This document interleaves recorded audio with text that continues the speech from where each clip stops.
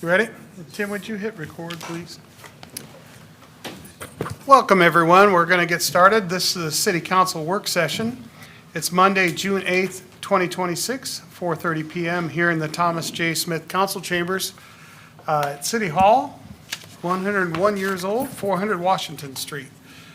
We've got several discussion items tonight and go over the regular agenda as well as the consent, but I am going to start a little bit out of procedure with reading a proclamation that actually kind of took place last week, but the way the timing worked, we didn't get it read. So this proclamation is for Mississippi River Day, which is kind of fitting because we're going to be discussing river days later tonight. See that plug? There you go.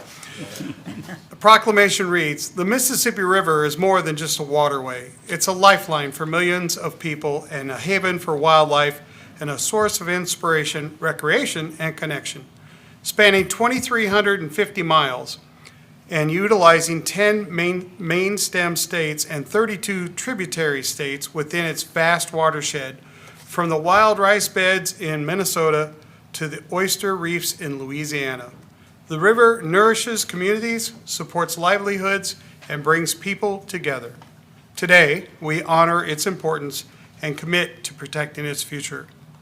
Whereas for thousands of years, the Mississippi River has deeply woven into the lives of indigenous people, sustaining communities and holding profound cultural significance, and whereas the river provides drinking water for over 20 million Americans, fuels local economies through commerce, agriculture, tourism, and recreation, and whereas the river is the heart of a migratory flyway for 60% of North America's bird species, and home to hundreds of fish, amphibians, reptiles, and mammal species, making it one of the world's most important ecological corridors.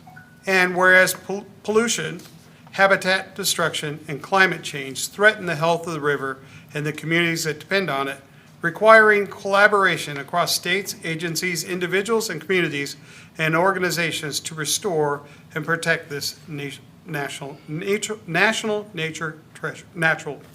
Let me try that again. To protect this natural nation treasure. And whereas One Mississippi and its network of 78 organizations and 20,000 river citizens invite all to take action through conservation efforts, advocacy, and simply enjoying the river and building community, especially during River Days of Action, June 1st through the 15th, when people unite, restore, and celebrate and advocate for a healthier river.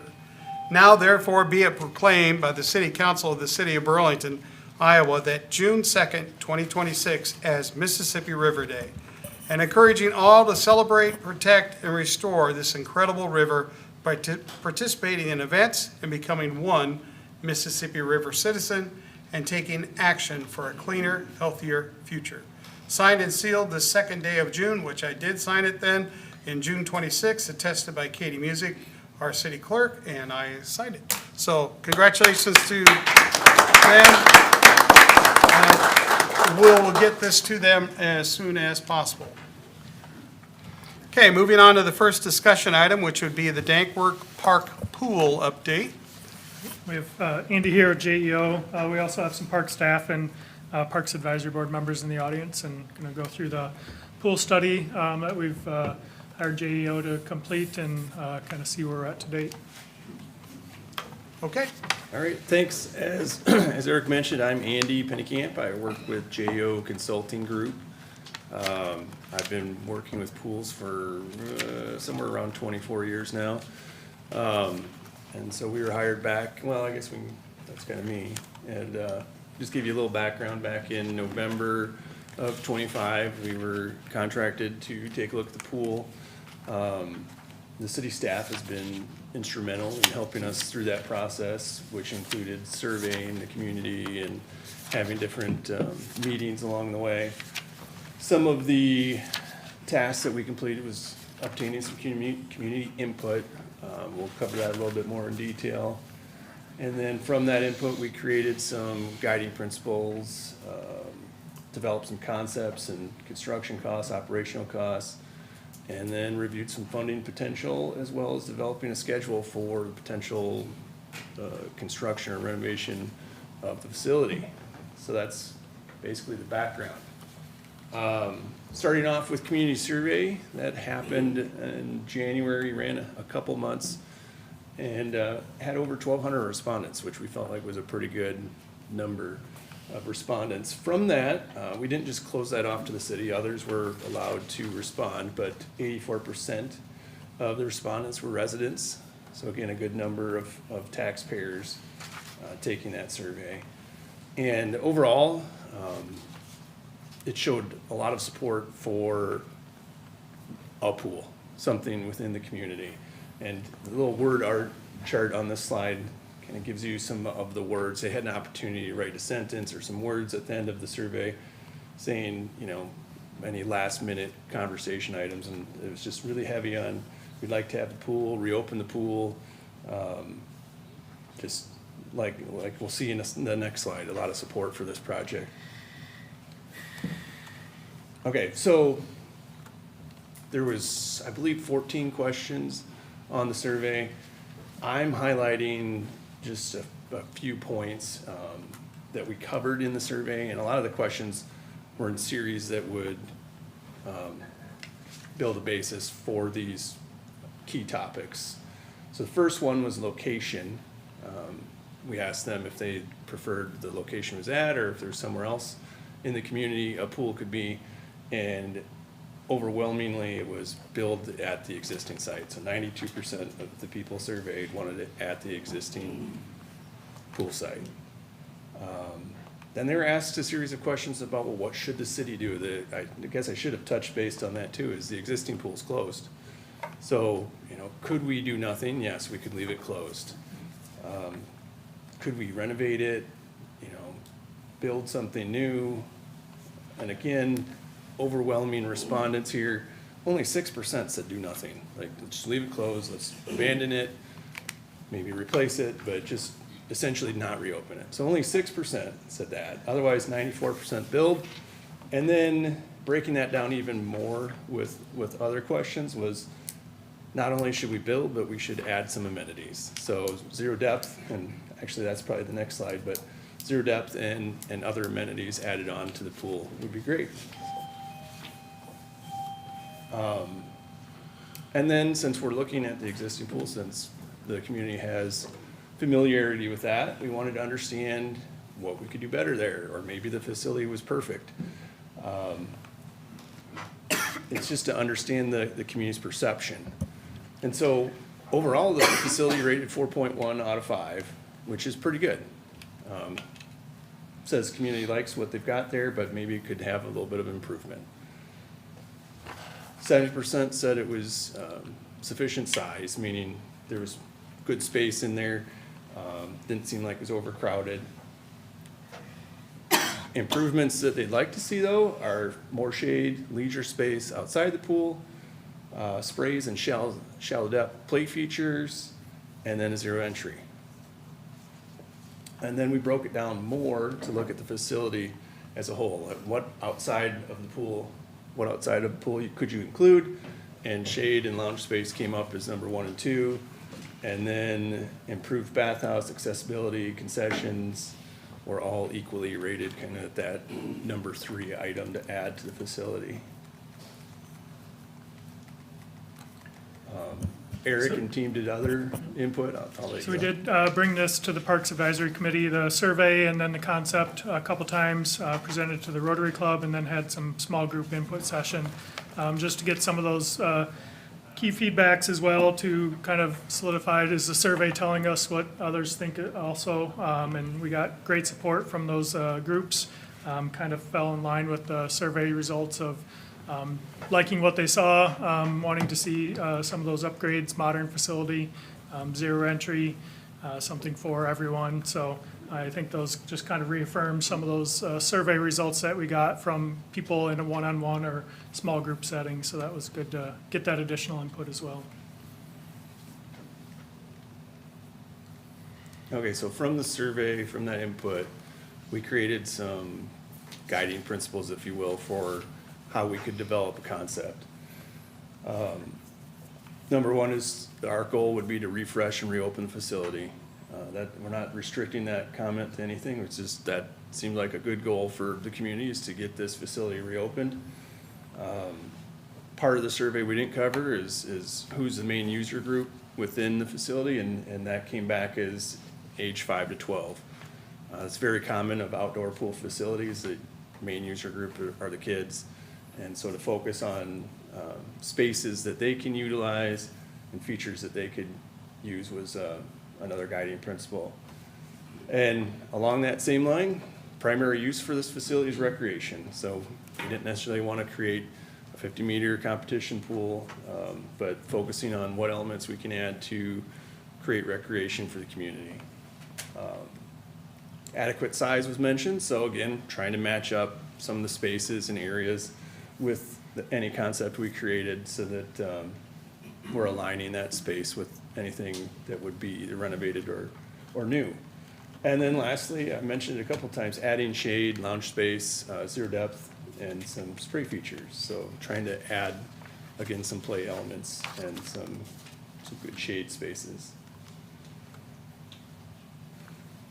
So from those guiding principles, we've developed a handful of concepts, and we've landed on the concept you see on the screen. I don't know if Eric, if you can point or not, but Yeah. I think if we just go around it, well, let me start here. What's included in this is renovating the existing bathhouse. So we'd renovate number 2 there that Eric's highlighting. With that, there'd be all new mechanical equipment and systems for the pool.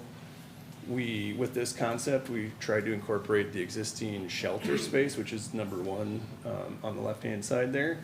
And so that's in existence, and trying to orientate the facility so we can use that space and bring it into the pool area.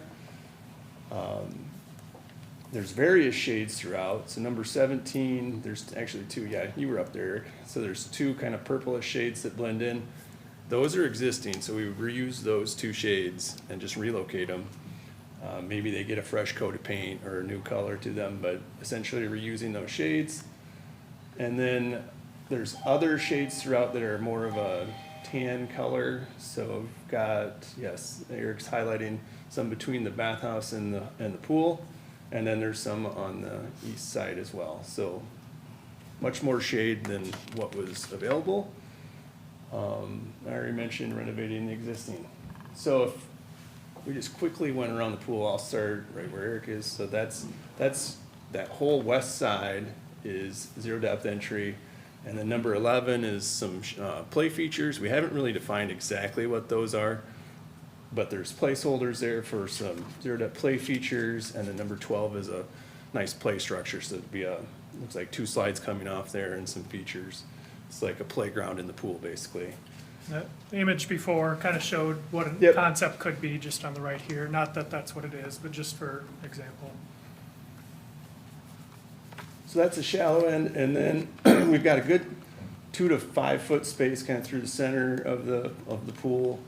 And then our lanes are running kind of at an angle there, north and south. So that's 25, I don't remember if it's 25 yards or meters, but it's a short course anyways.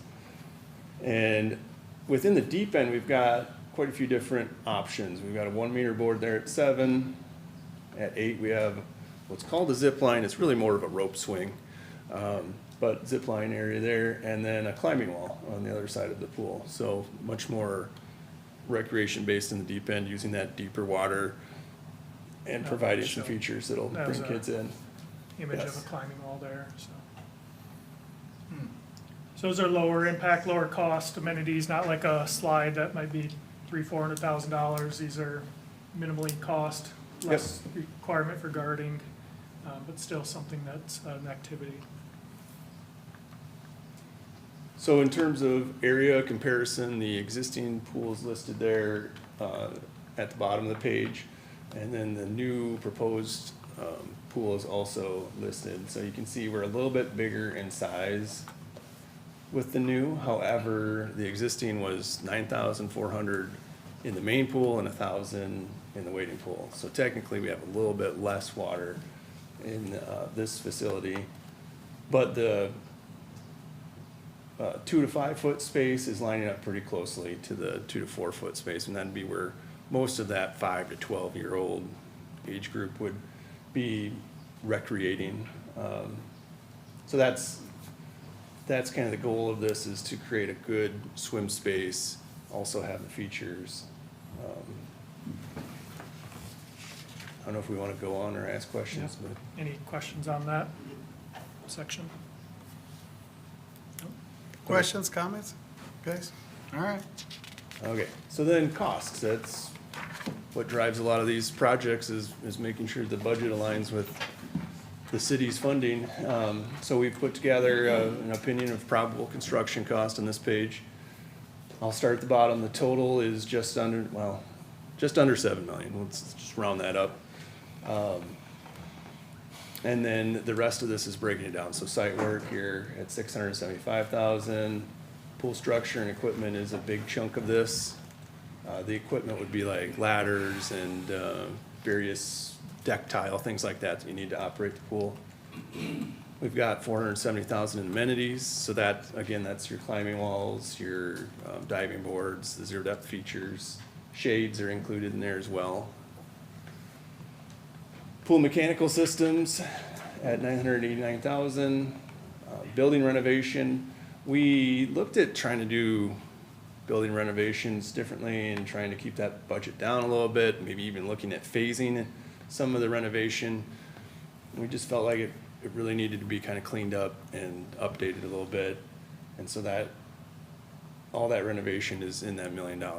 Basically keeping the outer shell and the roof structure, and then redoing the interior completely, tearing some walls down, adding some more sanitary fixtures, toilet showers, revamping the central area a little bit so that concessions is a little bigger. So a lot of options in there, but that came in at about $1 million. And we lumped, when I do these, I usually put contractor overhead and profit as its own little line item. So contingency, contractor overhead and profit coming in at about 700,000, and then estimating design fees, permitting, any construction admin at just under 800,000. So that's the breakdown. We also estimated, inflation's kind of hard to estimate, it just depends on the year, right? So we use 4.5% annually, just to understand that every year we wait, there's some cost to that. And so that comes in a little over 300,000 a year at 4.5%. And obviously, the longer you get, it's more than 300,000 a year. But just a number to keep in mind as we go forward. All right, so funding potential. The referendum we would need would be planned to be not to exceed $7 million. There's some grants in Iowa, CAT grants, one of them, Enhance Iowa. There's some other smaller grants available.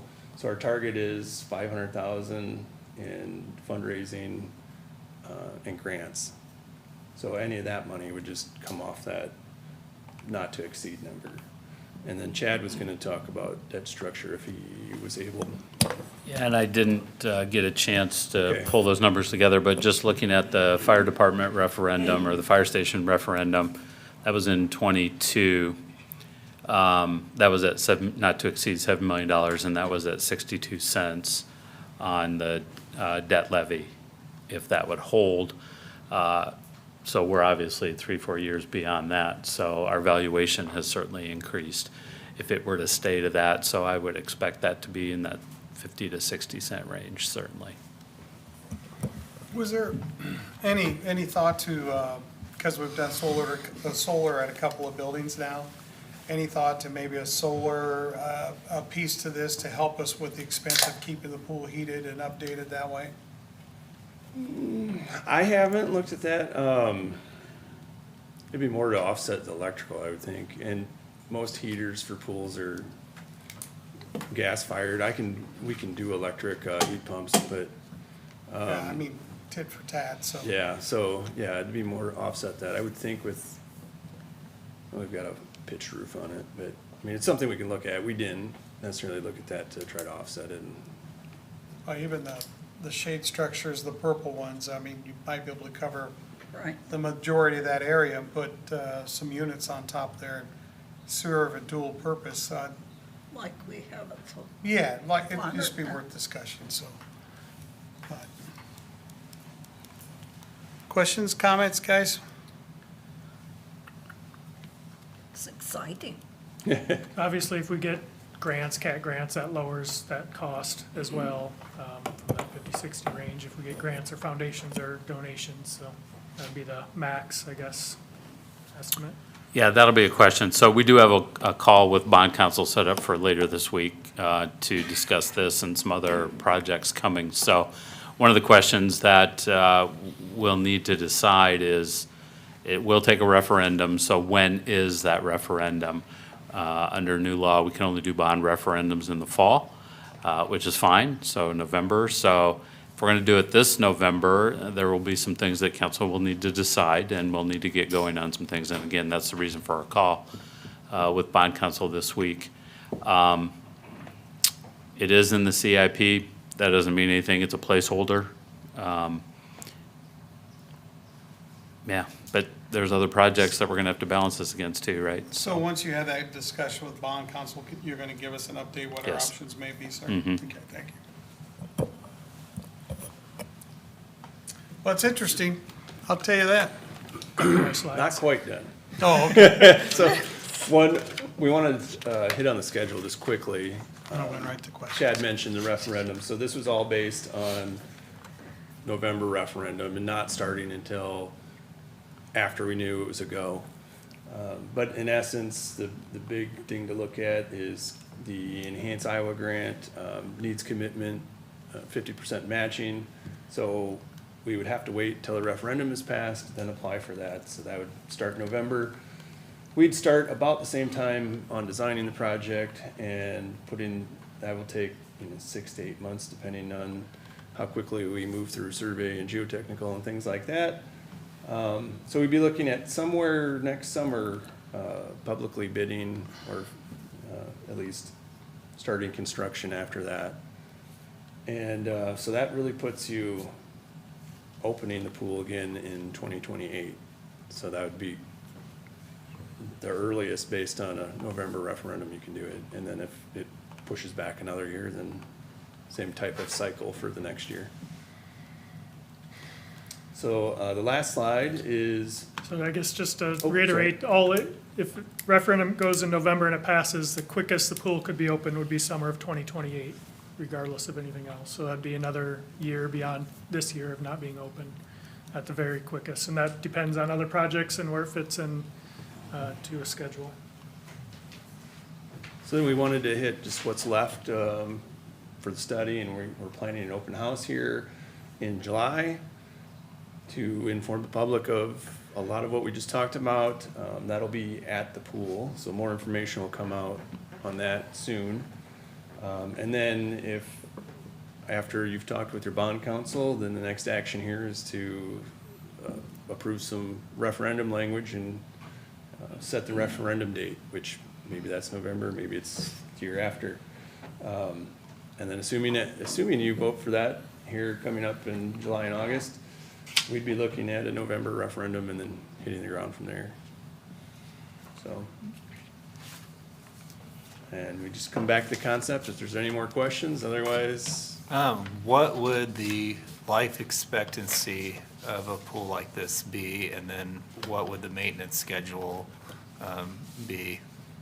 yes, so the mechanical equipment has about a 30-year life, and then you're replacing it. Now, there's maintenance that happens throughout, sometimes some pumps wear out and you need to rebuild pumps, things like that. But your main pieces like the filter is about 30 years. Pumps, as long as they're maintained, can 15, 20, maybe you can get 30 out of them. So that's kind of the life expectancy of the equipment. The concrete structure itself, I like to say it's here for, could be 100 years if it's well maintained. But the way we design it is the concrete will be there for a long time, and you may still have maintenance like an occasional bad winter, that maybe something to get winterized, and you've got to maintain something like that, some unexpected maintenance. But, you know, the walls are 2 foot thick concrete and the floors are a foot thick, and we make sure the base is put there so there's no settlement and it's there for the long haul. Okay. Couple other notes, just, I know that we talk about, there's other pools in our community. Fun City and West Burlington are both coming up on or past 20 years. The high school's 50-plus years, YMCA's 40-plus years. Our pool was approaching 50 years at the time.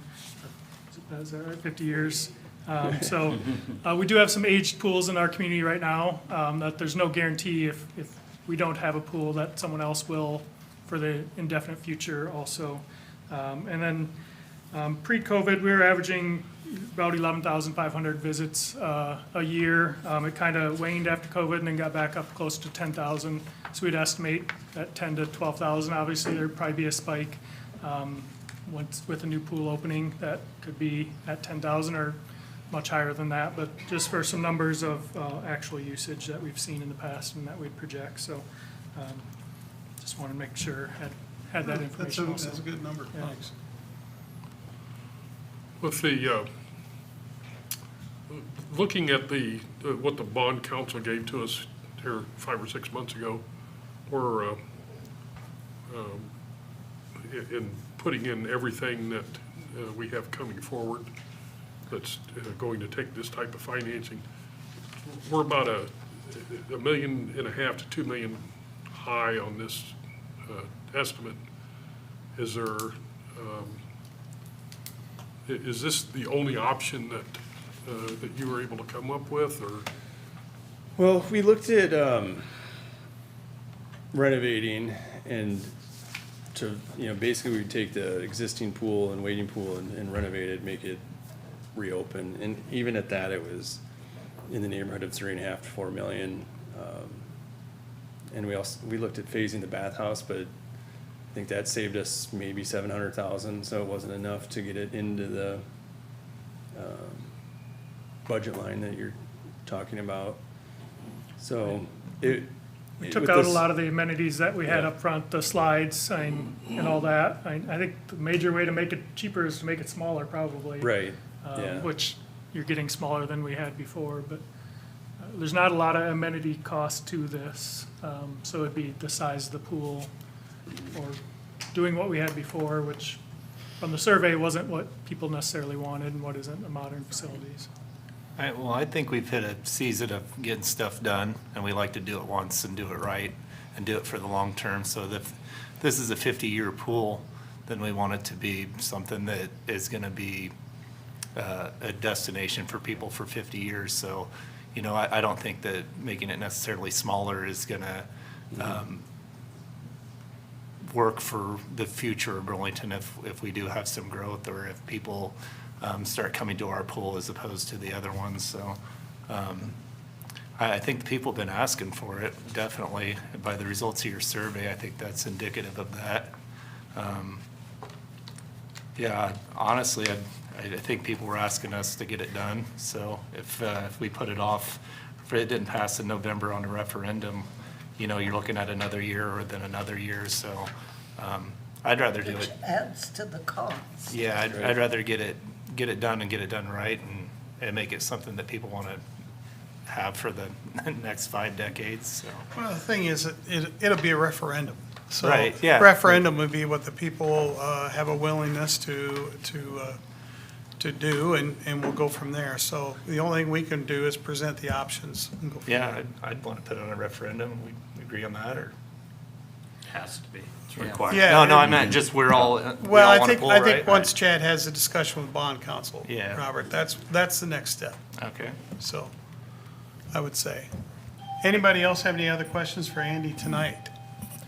Is there anything for the council that stood out that you see outside of cost of maybe we need to consider or shouldn't consider with the pool, or?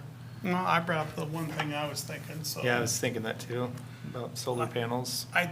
That's a different concept than I was expecting, which I kind of like the way you've got it laid out, to be honest with you, I like the idea of a rope swing. It reminds me of Seven Ponds. until you crash on the concrete. Anyway, Anything else, council, for tonight? Mayor, I would just Yeah. add, from my perspective, I think staff, working with Andy and JEO, has done a really nice job being mindful of operational costs moving Right. forward, because, you know, building a pool is one thing, but then operating it long-term can have budget impacts, you know, for the life of it. And I think staff's done a really nice job trying to be mindful of that. Trying to keep the footprint down to something basic, you know, in my experience, and Andy and I have worked on some things, we've known each other for a long time, and I, you know, operated the pool for many years as a director. You can be a competition pool, you can be a recreation pool, you can be a therapy pool, but you can't be all of those things, because you just can't afford to be all of those things. And I think staff's done a nice job here trying to compromise and be a recreational facility, but not over the top with the slides. As Eric said, slides are expensive. They take extra lifeguards. A lot of people don't know that. And when you see other pools closing their slides, it's because they don't have lifeguards. They don't have the Right. staff. And again, that goes back to, you know, being mindful of the operational costs. You know, can we operate a facility with 8 lifeguards instead of 18 lifeguards? That's important to keep in mind, and I think staff's done a nice job reusing the bathhouse and taking care of that structure. I think that's important. So you have a public input meeting coming up yet, at least one more, right? So I think that'll help kind of refine, and then we'll come back with bond counsel and financial advisor information before council has to make a decision on where we go from here. Yeah, I would agree operations are important, especially when we have another pool in our area that they're talking about because of operational costs of not opening. So we have to look at that as well, so. So is there anybody from like the Parks Advisory Committee or the Rotary or that input session in here tonight that had comments, or that they had this, were you part of that group, sir? or- Yeah. You'd have to ask John if. Yeah, I don't, it's got a long agenda, Robert. Yeah. Since we're gonna have public input, I'd rather wait on that. No offense, Mark. I'd rather wait on that till we have the Yeah, next. no, I was wondering if anybody had Yeah. anything pertinent. Get with us after the meeting if Yeah. you have something. Work session's always tough because we normally don't Don't have open it. public comment. But I promise you, we're gonna have at least one public session where we'll be there, at least I guarantee you that I will be, and I'm sure council's gonna make every effort. Be there and get your thoughts and opinions on that, so. Thank you, there's plenty of time for that. I can Thanks for your understanding of that. I can email council a summary of our meetings as well, so you have Yeah. I appreciate that, Eric. I would like to comment that I really like the use of the zero entry at the west end and moving into that medium depth area without encroaching in the lanes. I think that's a great concept. Yeah, well, looks good. Thank you. All right. We look thanks. forward to hearing from you a few more times. Yeah, sounds good. All Thanks. right, Andy, thank you. Next up is the Burlington River Days. Mr. Chris Lee, come on up. Thank you for taking the time to hear me out today. I'm Chris Lee. I wear many hats, literally and figuratively. Right? Burlington River Days is this weekend, so this is the second annual Burlington River Days. I and a group of friends, Chris Graham being one of them, in the room with us today, started this event last year. Ultimately, this event is a fundraising event for the Partners for Conservation Foundation, and that's really the point that I want to make here. Yeah, it's an enormous community event. Last year, it brought 12,000 people down to the riverfront in the course of 3 days, and we pulled the thing together in 6 months. So we really didn't know what to expect putting that thing on last year, and we were pleasantly surprised. I think it just shows how much appetite there is in this community for something like that. Not just from the entertainment and something to do perspective. There's a lot of things to do in this community, despite what some folks say. I think it's that connection back to the river, and it's this persona that we've brought to this event that welcomes the community with open arms and doesn't take ourselves real seriously. Right? If you've ever seen any of the Facebook videos, obviously that's true. But ultimately, the event is a fundraiser for the Partners for Conservation Foundation. And for better part of 30 years, the Partners for Conservation Foundation has kind of existed in the background. It served as the nonprofit fundraising arm for Des Moines County Conservation and a lot of other entities in the community. So it was the fiscal agent for the Whitty Observatory, which is up there at Big Hollow, used to be on the roof of Burlington High School. It's the fiscal agent for the Des Moines County Nature Trails Association. It was the fiscal agent for the Leopold Group for quite a while before they split off, formed their own nonprofit to protect and preserve the Leopold estate up there on Clay Street. And it also served as the fundraising arm for Big Hollow Recreation Area. So that place would not be what it is, the 800-acre park with 50-plus campsites and a 178-acre lake. That place would not exist were it not for this foundation and all the fundraising that a lot of board members and volunteers with that foundation did over the years to grow that into what it is. The Flint River Trail that connects Big Hollow down to the city of Burlington would not exist were it not for all of the funding and donations that it got from this community to make these things possible. And so I feel it's a great honor to serve in the role that I do as the executive director of Des Moines County Conservation, because I'm just the one that's currently carrying the torch for all of these things that have happened in this community and the support that this community has brought to make those things happen. So the next big thing that this foundation is doing, aside from River Days, is it is serving as the fiscal agent to potentially resurrect the Big Muddies building. So I just wanted to get in front of council today and just update you. I'm sure everybody's heard that something's happening with Big Muddies, right? And if you look online, if you read the press, like, oh, somebody bought it. That's not actually true. The Partners for Conservation Foundation has secured a tentative donation agreement from Weingard Realty, who owns the building. So once the foundation raises the funds and once council here, and that's why I'm coming to you today, agrees to partner to be a signatory on this tentative donation agreement to transfer the lease, because the city owns the land upon which the building sits. The city agrees to transfer the lease to the Partners for Conservation Foundation. We'll execute this agreement with Weingard Realty, and once Partners Foundation raises the money to resurrect the building into the future Mississippi River interpretive center / restaurant that we envision it to be, we will receive the building in donation to make that possible. This is an enormous milestone that when this dream for this place started a year and a half ago, we had no idea how anything would even become of this. First thing obviously we had to do is find out, can we even secure the place? And Weingard came back to us and said, we'd be willing to donate this to you if you can turn this into what you dream it to be. I do have some resurrection plans here. I'm happy to share those with you if you haven't seen those already. But the dream for the place, just real quick, is to turn it into an interpretive center on the south end. So basically from kind of where the restaurant ended, so the main entrance in there, to the north would be the restaurant, to the south would be the interpretive center. Interpretive center would be aquariums, floor-to-ceiling aquariums with native Mississippi River fish.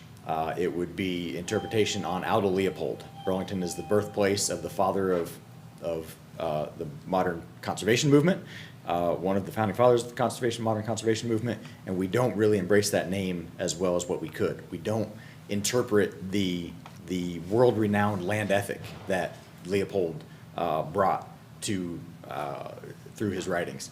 And so it would tell the story of the land told through the river.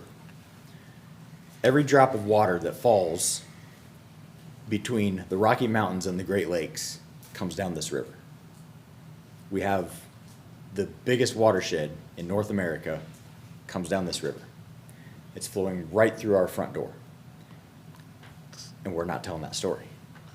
And we've got a facility sitting empty right there on the banks of that river that has the potential to tell that story. But not only that, but put Burlington on the map as the place where the person that told that story better than almost anyone in the history of Earth originated. That's the dream for this place. And now we have a tentative donation agreement that this foundation can get the building donated by the owners. So it's a huge milestone, but not only that, but this is the first time we've come out with this publicly. So I've gone around and I've talked to like Kiwanis and some other groups that, you know, hey, I hear you're doing something about Big Muddies. What is that? And so I kind of take these around and say, here's this dream we have for this place. No, we have no idea how this is going to happen, but here's this dream for it. What if we did this? And after one of these, a gal by the name of Marsha Wiedemeyer came up to me and she said, my husband Dan, as many of you probably know, was involved in so many community things here. She said he would have loved seeing something like this happen. He absolutely would have been part of something like this. I want to donate to it. And I'm like, all right, yeah, cool. Here comes a couple $1,000, you know. $50,000. She donated. We weren't asking for money. We're not in a fundraising phase. We don't even know what this will cost. We don't know exactly what it's going to look like. We've not done any design. We've done a feasibility study, which shows we can flood-proof it, because that's the big question that we get, and helped us understand the environmental issues that we've got there a little bit, and the historic issues that we're gonna have to navigate around it, because it is on the historic register. So we understand those well enough to know that, yes, okay, this is feasible, we could move forward with this. Yeah, it'll cost a lot of money, but we'll move forward with it. And so that seed money is going to allow us to catalyze this thing moving forward. So the next big step is to get this donation agreement fully executed. We'll need a signature from the city to be part of that. That basically the city is agreeing to transfer that lease over when this ownership does transfer. And then it's off to the races. And it's, how do we take that $50,000 and turn it into 10 million or something like that? I'm not gonna begin to say that I know how that's going to happen, but I do know that every time mention of this thing comes up, Facebook explodes with people telling stories of times that they've spent down there. Like if you've lived in this, if you lived in this town before, what was it, 2017, 2018, when that place closed down, if you lived here, you went there. You probably took a date there. There are probably some nights you spent there that are a little bit fuzzy in your memory right now. Like that is iconic. It was 40 years that was there, I think, something like that. That place is iconic, and the comments that I'm hearing from this community, there is so much appetite to see something like that happen. And it is powerful that the same organization that is wanting to do that is the one that's going to put some really big bands on the stage down here, is going to bring, I don't know, maybe we'll see 20,000 people down to that riverfront this year. But it's just another big community thing that's happening that I cannot wait to partner with the city council to move forward. So I'm happy to answer any questions that you have, but I wanted to formally get in front of you, announce that, rather than, you know, just having it come out in the papers and the city's like, oh, you need what from us? And then, you know, answer any questions you have or have any discussion around it that you want to have. I just got a couple comments. Am I crazy, or did we not already discuss that agreement? The leasing agreement? Was it No, in an email? I sent it to you as an FYI in an email. I Oh, sent okay. the transfer of the lease agreement that he's talking about. Tiny bit. So you've seen it. Tiny bit But, crazy, okay. yeah, but it hasn't been Yeah, I- vetted by legal, nor have you even had a chance to discuss it. Yeah, so. okay. Well, for me, you were right. I re-met my wife at Big Muddies. We went to school together, didn't know each other, met her there, and it's 31 years later. So, and I appreciate everything you do personally, Mr. Lee, and also the River Days group. Last year was an absolute blast.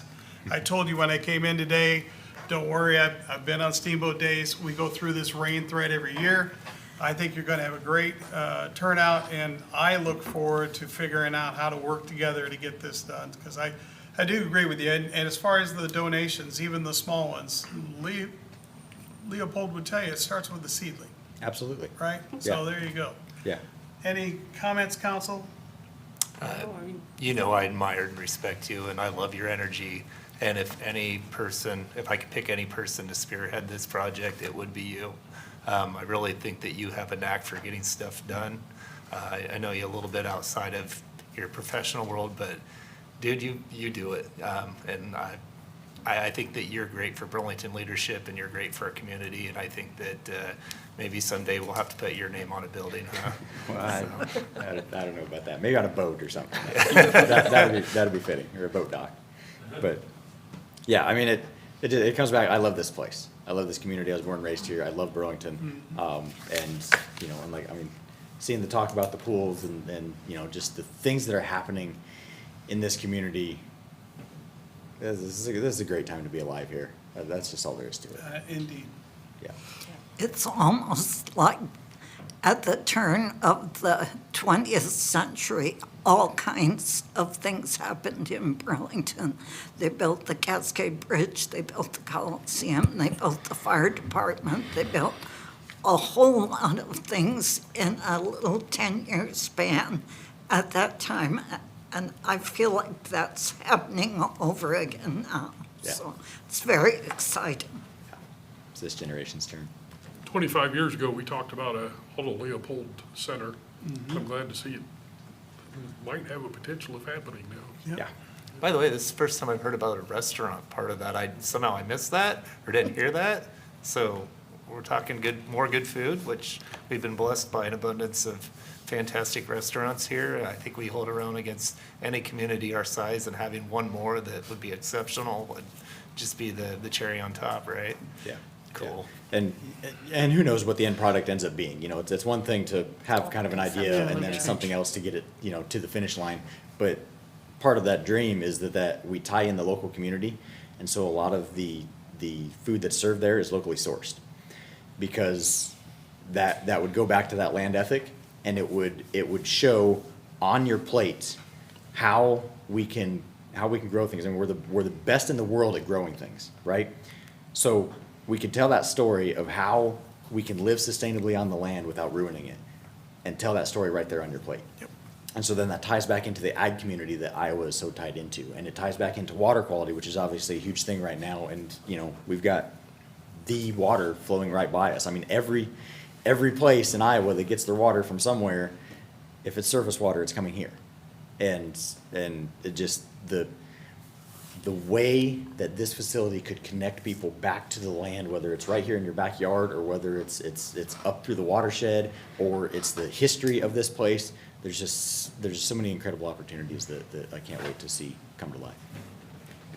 For sure. Thank you Thanks so for much for coming all the tonight. work. Yeah. Good to see you. Thanks, Chris. I got one of these for each of you. Council's going to take a real quick pause. Our friend Lisa Walsh is here, the council friend. We read this at the beginning of the work session. I'm sorry. Oh, that's all right. I just wanted to go ahead and give this to you, and I didn't want you to feel you had to stick around. I apologize for being late. I put it on my docket for 5 o'clock, so I apologize. I just want to say on behalf of the Mississippi, oh, okay, I'm sorry. Sorry. I want to say, I'm Lisa Walsh. I'm representing tonight Mississippi River Parkway Commission and also this organization that I've gotten to work with nationally on the Mississippi River Parkway. And they're a great organization, and I think they have a lot of potential. But listening to Chris and having Chris be a presenter at our F&M Navigators, I can't help think how wonderful this will be that we might possibly get 2 interpreter centers in Des Moines County. We currently have the Des Moines County Historical Center, but it would be nice to have this down the road to compete against Dubuque that gets a lot of the got a deal and so forth. So thank you, and I apologize for being late, but thank you very much for this honor. You bet. Thank you. Thank you. All right, next up on our discussions is the Black Hawk Rock update by Mr. Russ Fry. Hi, everybody. Mr. Frank. As you know, over the last several years, I've been trying to get the Black Hawk Rock established as a National Historic Site. And since the city owns the property, I thought I'd give you an update.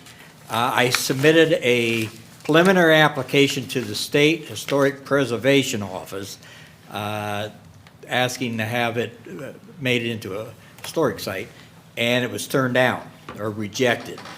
And I would like to explain to the council why that happened.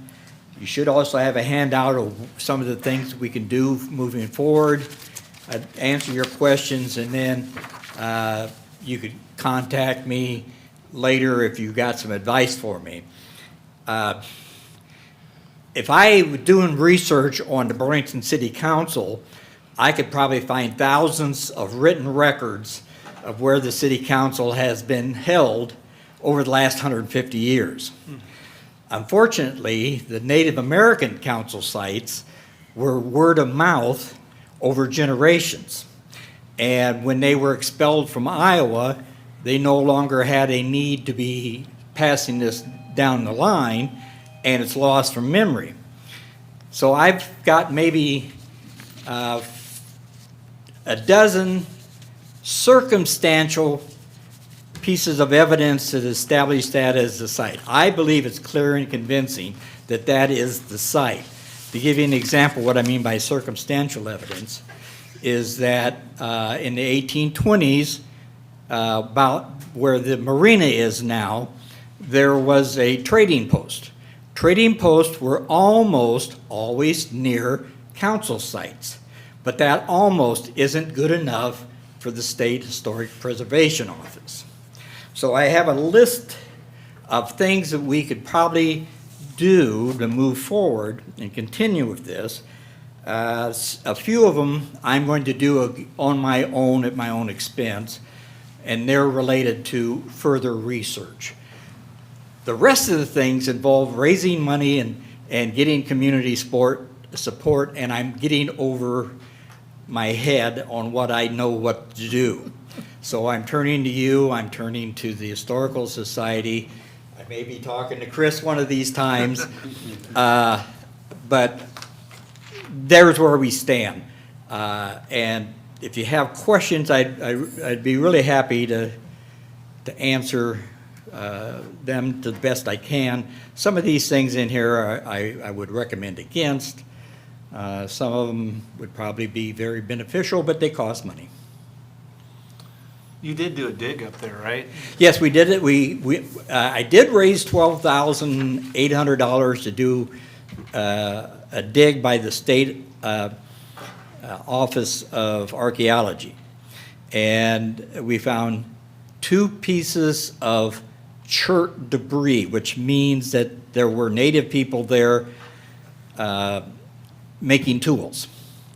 But that doesn't prove that that is Black Hawk site. That just proves that there were native people there.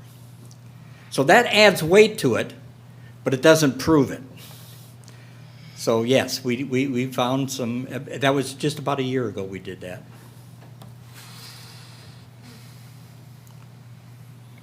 Thoughts, comments, council? Obviously, Russ, we encourage you to keep on keeping on. You basically carry this fight mostly by yourself.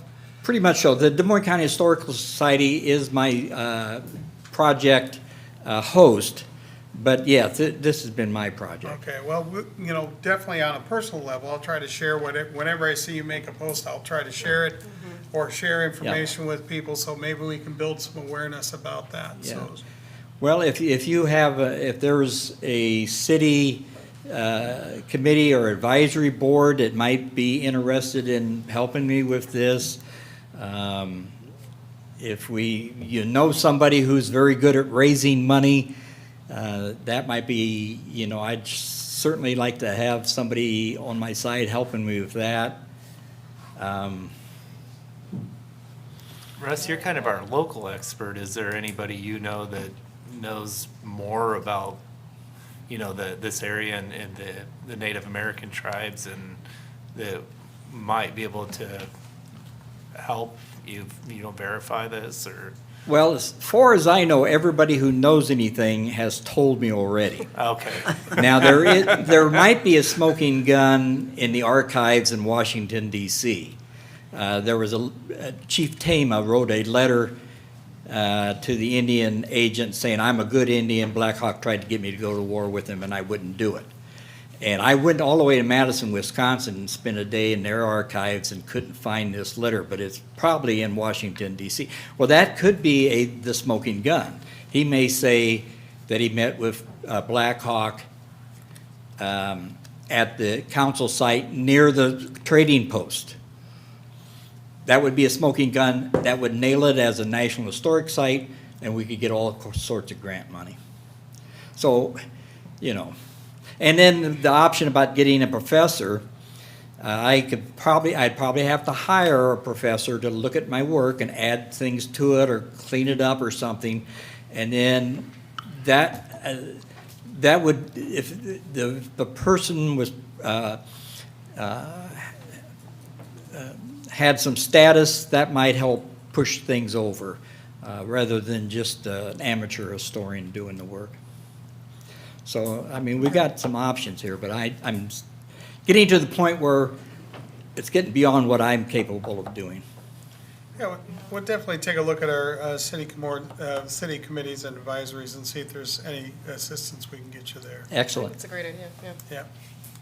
Yeah. You know, we'll definitely at least mention it to them and, you know, see where it fits on their agenda. Okay. So, And All right. thank you for your continued interest in this, Well, because it's better than having a real job. I'd say it might be cheaper to make you a professor. Yeah. Okay, well, thank you very much. Thank you, Russ. Thank you. All right, Mr. Byrd, animal waste downtown. All right, I'm just An going to update. do this from my chair here, and Eric has some slides. There are slides in your packet.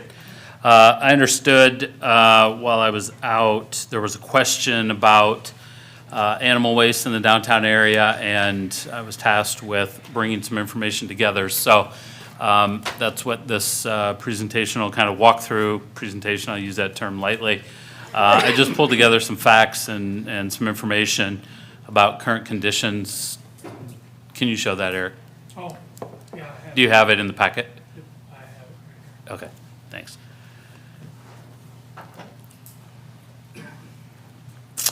So just kind of reviewing slide 2, Eric, if you'd go to the one with the stats on there. So, you know, it's no secret that we have more than 200 residential units built in the downtown area since 2021 or so, which is amazing. But that puts excessive burden on a lot of our infrastructure, right? And it also means that we have more people living downtown, and those folks bring pets, which is great, but it adds to our problem. I was able to find out that about 59% of Iowa households own at least one pet. Unfortunately, 38% of dog owners do not pick up after their pets. That's actually information from the EPA, sourced through a university that worked with them. This is gross, but the average dog is 275 pounds of waste, right? So dog. each year, so yeah. Not my dog. My dog, You have a small dog? my dog weighs 8 pounds. All right, That'd folks. be let's amazing. keep- So, Let's keep the poop talk to the professional level here. I have no dog. yeah. So, you know, and I'm not going to read all this. I mean, you can read and you've seen this information, but obviously with Churchill, Blau, Tama-2, Merge, and numerous upper story residential units and their pets, the volume of animal waste on our streets, Sure. sidewalks, parks, et cetera, has just simply increased, right? So, not only is it unsightly, difficult to walk around if you're in the downtown area. Of course, we have more events and more people. It becomes unsightly and a hazard, but there's also health and environmental impacts with bacteria contamination, water pollution, and soil and public space contaminations into our parks. And even those flower beds and boulevards and green areas, you know, just leaving it sit to accumulate there, again, it can filter, it can get into the water, it can get into the storm system. It pollutes that great river that we have, right? So, current conditions, so we do have Chapter 65 Animal Control and Chapter 65.23 Animal Waste. It already is in our code that it's against city ordinance to basically just not clean up after your animal, right? That's expected. Enforcement is managed really through a lot of different ways. I've listed some of the key city departments there that might be tasked with this in various ways. Animal control officer through the PD department, police department, the Parks Department, they put out trash cans and doggy station with the little bags. The street department, they might send out the street sweeper or do other things. Property maintenance staff, again, they're down there with garbage cans and you know, doing what else they do just to keep our downtown beautiful. All of these staff organizations do that. As they see people, you know, do they enforce, do they reinforce, do they have conversations? Certainly. And then, of course, we have, you know, our certified peace officers, the Board of Health, County Board of Health, all are tasked with, working on these environmental nuisances. We have a dog waste station program. And so we have several units that sort of look like that. In the downtown area, I thought it was interesting in the bubble there, the call out, cities with waste station programs see up to 40-time increase in bag use over time. The city of Des Moines reports downtown bag use increased from 4,800 a year to over 190,000 bags a year since 2007. However, I would add that that seems great. People are using more and more bags, but it comes with a cost. Comes with a cost. Right? It's more dog bag stations. It's more, I can't imagine the cost of 190,000 bags in a year. So I want to be mindful that adding infrastructure, even adding garbage cans, somebody has to dump those. Adding bag stations, somebody has to refill them. We have to purchase more bags. We have to purchase the bag stations themselves. So I would just kind of caution that is that while that seems like the easy fix, let's just add more bags, it comes at a cost, right? On the next slide, Eric put this together for me. It shows the current city supplied dog stations. There's actually one with the kind of orange star. It's a private dog bag station. So one of the residential units took it upon themselves to add one there. So Good for them. yeah, and ultimately, that's what we'd like to see is more just owner-initiated responsibility for taking care of the things that are self-generated. And I did see, I didn't get it added, one more. Churchill has one, and then that one's for Blall, so they both have their own, and they have theirs in their own private property as well. Great, yeah, that's super. We will look at adding a couple of others. I've talked to Eric a little bit about what it might look like to expand on these heat map or circle areas, and we can certainly do that, and it probably makes sense. Eric's team is looking at adding a future dog park. That's the green star there. That's been in the CIP for quite a while. I think they're actually working on going to bid on that here in a few weeks or a month or so. So that project may get started, which will be great because it's an area for pet owners to go. But again, it will take more staff resources and more expense just to keep it, the way we'd like to see it. So currently, what city staff is doing to address the problem, and these aren't necessarily things that are new. I would just draw attention to them or highlight them, or that we will revisit doing them if we've done them in the past, but it's been a period of time. Letters to downtown stakeholders. I did that letter is in the packet. It's coming up here. Just a simple reminder of responsibility to help keep our downtown looking the way we all expect it to look. Social media campaign, working with DPI Main Street, Downtown Partners. They've already sent out some social media reminders and just public awareness of the importance of helping to keep our downtown clean, not just from a pet standpoint, but just in general. Adding a few bag stations, as I mentioned, we're looking at that. And then also working with some of those other departments that I mentioned earlier, whether it's streets, parks, property maintenance, adding a few more trash cans in the downtown area, whether they're coinciding with bag stations or just having a few more. We did identify a couple of gaps in where we thought we could at least have some additional trash cans. So, and since you asked what you can do as a resident, always carry bags. If you have a pet, just keep them in your pocket. I know sometimes you pick up your leash and your retractable thing and the thing's empty. Now what do I do? Pick up every time, right? Every single time. Sometimes if I'm out with our little guy and we've run out of bags, I'll take 2 sticks and I'll just stick them in the ground and make an X, and so then I know I have to come back, right? Use proper disposal, use the bags, use trash cans, et cetera, and then just help spread the word, get the information out. So I don't know if that's what council was looking for. If you have any input or suggestions, my recommendation would be we just have to continue to bring awareness to it, educate, We can do a few things with the built infrastructure, but I would be cautious of budgetary concerns and staff resources to handle that. I would have, I like sending the letters to the downtown stakeholders or building owners. After I got this in the packet, I went and walked, and I will tell you that I discovered 3 dog stations I didn't know that were there. But they do kind of blend in. We have so many signposts, parking signs, everything else. If there's anything we can do or other communities have done to make those stand out, I would say let's at least look at that. So they kind of, because the color of them and the way they're structured, they just kind of blend. So that would be my one suggestion, because I walked and driven by the ones that I've discovered thanks to your map, and I never knew they were there. So, you know, anything we can do to make those stand out so people realize, hey, this is a dog waste station.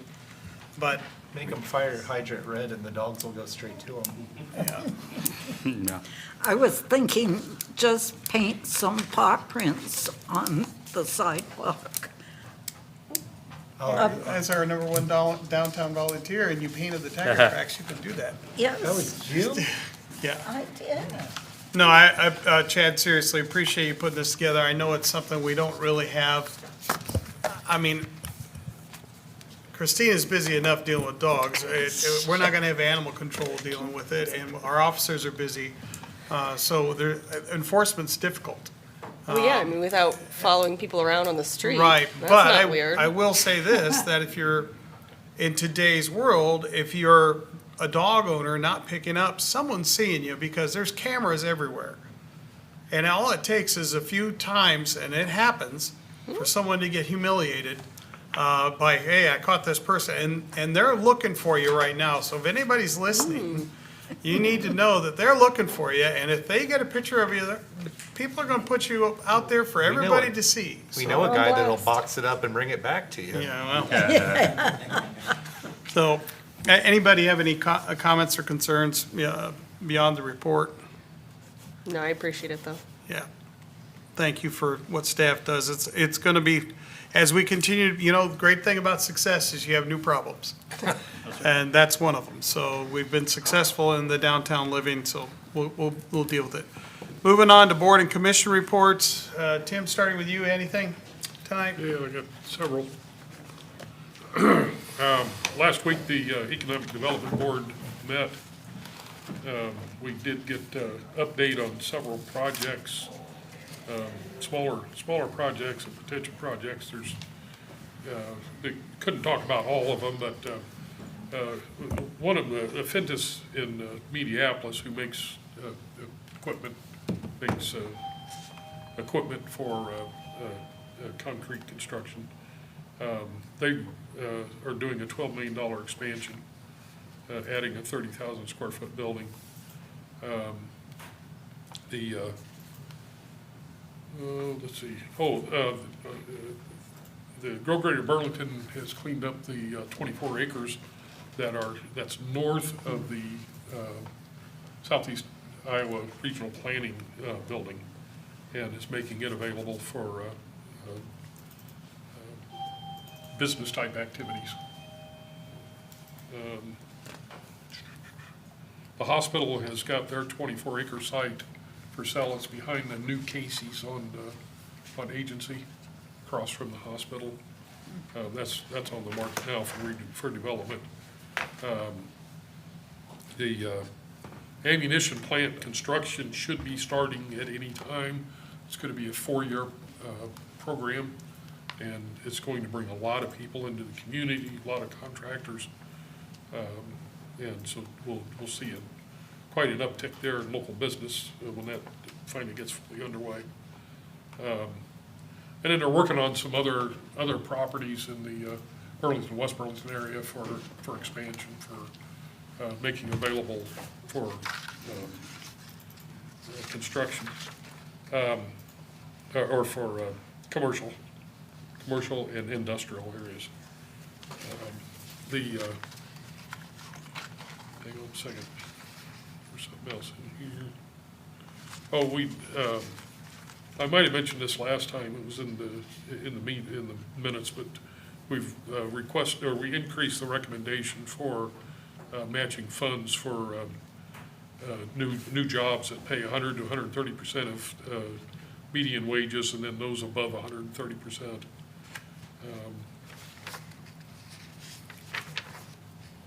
And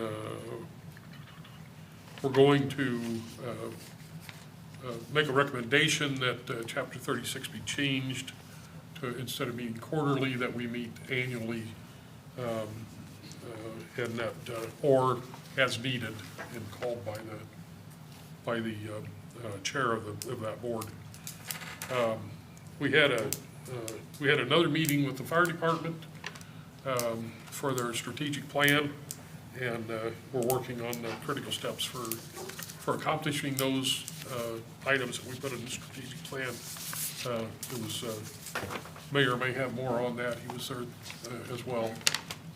Again, I'm really impressed with the work that the chief's doing and the guys that have volunteered, guys and gals that have volunteered to be on that committee. And then met with the senior center. They have agreed to partner with Downtown Partners and the Arts Center to provide space for artists. They're actually going to come in and construct walls and make separate areas for artists. And it's a wide variety of artists, not just those that produce paintings and sculptures and that sort of thing, but those that might be in the culinary arts. And it's a broad range. The folks down at Senior Center seem pretty excited about that, and they're looking forward to the next step. They voted on that to accept the partnership that Amy Moyner had pointed out. They're a 501c4, not-for-profit, and in a 501c4, donations that are made to them are not tax deductible. So they've done a little research and worked with a financial company, and they're going to create a foundation. So any donations that are made can be made to this foundation, and then that makes them tax deductible. So I think that was an excellent move on their part. And they do have some cash in the bank, and they've decided to invest that in annuity. And they're, instead of it just sitting in the checking account. It's not a lot of money, but it's, for them, it's significant. And the return is not huge, but it's something. So I think they're headed in the right direction with that. Good, that's all. All right. Mayor Pro Tem, anything from committees? No, one of mine got canceled, and Okay. I've got one tomorrow. Okay. Yeah, Tim and I met with the strategic planning for fire. I would echo his thoughts and comments, good leadership there. And is always, what I like is seeing the leadership that develops within in this process. And so you can see our future leaders coming forth. So it is a worthwhile effort, Chief, and you do a good job leading it. So, B's discussions continue about the new contract. We're not ready to go there yet, but we keep working on it. Mr. Byrd and Jill Mason keep working on it, and I keep talking to some of the members of their exec board, and we'll eventually get something to bring to council. And then Grow Greater Burlington, there's a lot of activity. Some of it Tim alluded to as far as some activity on property and through the area. RISE grant, I believe, is going to be accepted for, received and accepted for a road back into the park behind regional planning. And so there's a lot of good activity going on economic development by Grow Greater Burlington. And that is what I have tonight. Okay. I have nothing. Okay, Robert. No, sir. Okay, moving on. Those in the audience that are our guests tonight, I apologize it's taken so long. Proposed regular agenda for June 15th, 2026. We have the proclamation for Juneteenth. That'll be Reverend Floyd Blair accepting. And then we'll also have a presentation by the Dankwork Tennis Court, on the Dankwork Tennis Court updates. And that'll be the U.S. Tennis Association, Missouri Valley, Mary Bushman, it looks like. Moving on to the first public hearing is consideration of plans and specs for the 2026 flood mitigation Public Works Improvements Project. Mr. McGregor. So Eric threw up an image, just for reference. The north arrow is pointing to your left. There's too much verbiage to be able to get it, so it was actually pointing up for north. A little hard for me to understand, but so this flood mitigation project, what's in front of you tonight and next week is for some site plan preparation for the storage facility. This is only part of the $13 million that we have remaining of flood mitigation work. And so what we're doing with this work is going to remove all of the trees on the property that the city acquired several months ago. This is just to the north and west of the Public Works building. And then you see the two building sites that are there. The one on the west or the bottom side of the page is the flood storage building. The piece to the north is the salt dome that you all approved several months ago. And so we'll be removing the trees and then putting down asphalt and kind of preparing the ground for the building structures that will go up. The site estimate work is $755,000 paid for out of the flood mitigation dollars. So not a lot of fancy stuff, but just some paving essentially. Okay. Any questions or concerns, council? Thank you. I hate to see all the trees go. Yeah, not ideal, but at the same time, there were a lot of volunteer trees. If that, there was a fence line with the previous Like property, trash trees. and so they just they're kind of wily. They're all over the place. There's some that are dying, Not maintained. but It's just, yeah. so nice to clean it up and get it so it's a functional space, and it would allow for some extra storage or facility use in the future. So. And maybe later we can plant some good trees. If you read enough books, you can help with that effort. I'm working on it. Any other comments for Nick on that one? Okay, thank you, Nick. Next public hearing is consideration of sale of property locally known as 2201 Madison Avenue, City of Burlington, Iowa, with conditions. So we have received one bid for this property currently. It is the house and the two lots south of it are all included with this sale. There's a little more extensive conditions of sale, including a requirement to work with a structural engineer and provide architectural drawings, but also the standard electrician, plumbing contractors, all work has to be brought up to current code standards. Does have a little longer time frame for completion based on the work that is needed. The current bidder has been through the property with an engineer already, so they're aware of the full requirements of it. House has to be rehabbed to minimum standards within a year, with an extension maybe granted with significant progress made. Do have to have a letter from a bank or financial institution within 30 days verifying the purchaser has a minimum of $100,000 available through loan or personal finances. Our typical is $10,000. It just does, this property does require significant work, so we want people to be aware of that. It's not something, if you're not aware that you can just bid on and hope that you can fix it up, you have to be able to, it's gonna take a lot of work and effort to get it to a standard, so wanted to make sure that the conditions reflected that. But current bidder is aware, has been through the property, and has met with an engineer, so they're kind of two steps ahead currently, so. I'm excited. All eyes will be on this one. Yeah, yep. There's a lot of excitement and a lot of questions about it, so. And you can see on those pictures, and it's not in a great condition currently, and hopefully that someone can bring it back, but Yeah, that's crazy. one Council, went quick. you have any other thoughts or concerns on this one? Don't worry, I do I realize that, would love to see it yeah, repaired. I think that's everybody. Don't worry, Council, I did remember the appointments. I'll get to that at the end. I was just trying to get to our guests here. Okay, next is adoption of the second reading of an ordinance of Chapter 65.05 of Burlington, Iowa Code of Ordinances concerning impoundment of animals running at large, abused, or neglected.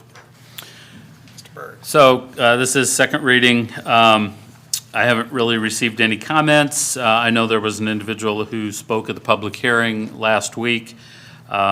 I did update my council item memo in the packet, especially paragraph 3, just to note what the current condition is for an impounded animal, and that paragraph there kind of states that. So when an animal is impounded or boarded at the Humane Society, the rate is $30 per animal per day. Impounded animals will be boarded for up to 8 days at the municipality's expense. Then the animal is released to the Humane Society. Issues arise when owners do not claim their animals, and we know who they are, and the public or the Humane Society must expend public funds to provide care for bored, impounded, or abandoned animals. And it's really that issue that comes into light when we know who they are, and they're just basically ignoring either city officials or the Humane Society staff. That we just needed a separate tool. We needed an additional ability, and that's the municipal infraction. And as I explained in the public hearing, that's our ability then, when we know who they are, to go after them through a court of law, like we do with any other city nuisance or abatement issue. If we know who they are and they're not responding to other procedures, then we can follow up and use that court procedure for that. So I did clarify that a little bit in the background memo. On the second page, the ordinance may also serve as a deterrent against repeat violations. It may be that in the first or second instance, we've been able to work with them. Maybe it's taken a little bit extra longer. There's some extenuating circumstance, but for whatever reasons, they continue to be repeat offenders. And so basically, they continue to abuse the system, if you will. This gives us one more level of recourse to go after them. So I did ask our animal control staff, Christina's here, and Tiffany with the Humane Society. Not that I was going to ask them to come up. If you have any questions, they can certainly answer them. But Tiffany did give me kind of a rundown of just procedure. And again, just kind of reiterating the frustration for her is that many times her staff knows who these folks are. They're just refusing to come and get their animals. They may say, well, I rehomed the animal. Well, we have chips, and sometimes we can tell who that animal belongs to because of the chip, but they still try to weasel their way out of it. Without this MI, she just doesn't have the tools or the resources to be able to respond to that. So happy to go into more detail, but I think that really kind of covers the questions that we heard last time. Would take any more questions council might have, or see if you're ready for second reading. So it's more an issue of repeat offenders than it is of first-time instances. Or those that just are not responsive and not taking responsibility, and we can identify them, we know who they are, right? So she's asking, it's not automatic, It's not automatic. okay. No, it's like any municipal infraction. There's going to be some level of situational instance, right? Trying to work. Thank you. Okay. Any other thoughts or concerns? All right, we'll get to it. Thank you. Number 6, resolution awarding contracts for the 2026 Burlington Fire Station Number 3 project. Chief, Good evening. thank you, ladies. Thank you so much. Eric, could you do me a favor and could you bring up tonight's session packet and go to the first page of this resolution and for at least for people in the audience and people at home, we can view on the boards the update, or the Canco's letter. It has the bid packages, the apparent low bidders, and then also an updated budget. So as he's pulling that up, oh, thank you, Eric. We have invited back TJ, Russell, and Tad. So I won't stand here at the podium too long tonight. I'll invite Tad up here momentarily. But as you're aware, we've received bids on the 28th. Canco has opened them up, done their due diligence and reviewed them, and officially has this letter out there and their recommendation for award. So without further ado, Tad, I'd invite you up here, and I'll let Tad articulate his letter and our apparent low bidders and where we go from here. So.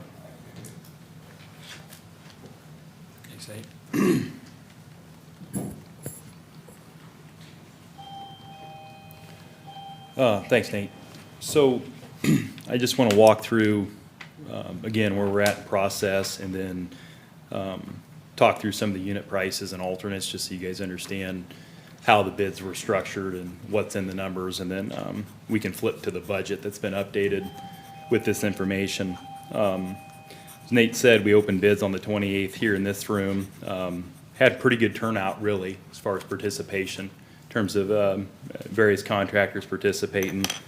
When we opened the bids, I read them aloud here. We went back to our office with Nate and Klinger's team, and we want to go through them, make sure that the bid security's proper, and really making sure there's no irregularities in terms of how the bids were submitted. We didn't find that there was any, so I'm communicating to you that to you guys here that that's the case. I also last week I call the representatives of each of these companies just to talk about. I'm really looking for their understanding, just making sure that there's no I guess, doubt or concerns that might be. A lot of times you'll see that if there's a big discrepancy in a particular bid result where maybe there was an error that was made. So we don't want to present, bids to you guys where we think that might be going on. So I have spoken with everybody and have done that. So here's the list. FS Inc. on site work and utilities, SG Construction on the site paving, sidewalks, and floors. We prepared a bid for the general construction package. Carly Nelson and Company, Brockway Mechanical and Roofing on the roofing and sheet metal. Continental Fire Sprinkler and Company on the fire sprinkler. Brockway Mechanical and Roofing on the plumbing and HVAC, and Moorfeld Electric on the electrical. The other thing that I want you guys to be aware of is that on the bid form, we structured several unit prices. Now, these prices are built into those bid numbers, so these numbers aren't in addition to their base bid amount. They're incorporated into it. So the first one is a unit price for over-excavation of unsuitable soil. So what that is when we're putting the foundation in and/or building pad, and we're doing some testing, if we run into some soils that don't pass the test, we're going to remove them and put soils in there that do. And I like to carry this in the bid amount and have the money dealt with ahead of time, so that way when we're in the field and we hit the soils, there's not a big discussion and lost time. We have the money, we have the budget, we know the unit price, we know what to do, we know how to act, we just move forward. In all cases, if these unit rates aren't used, they come back as a deducted change order out of those contract amounts, okay?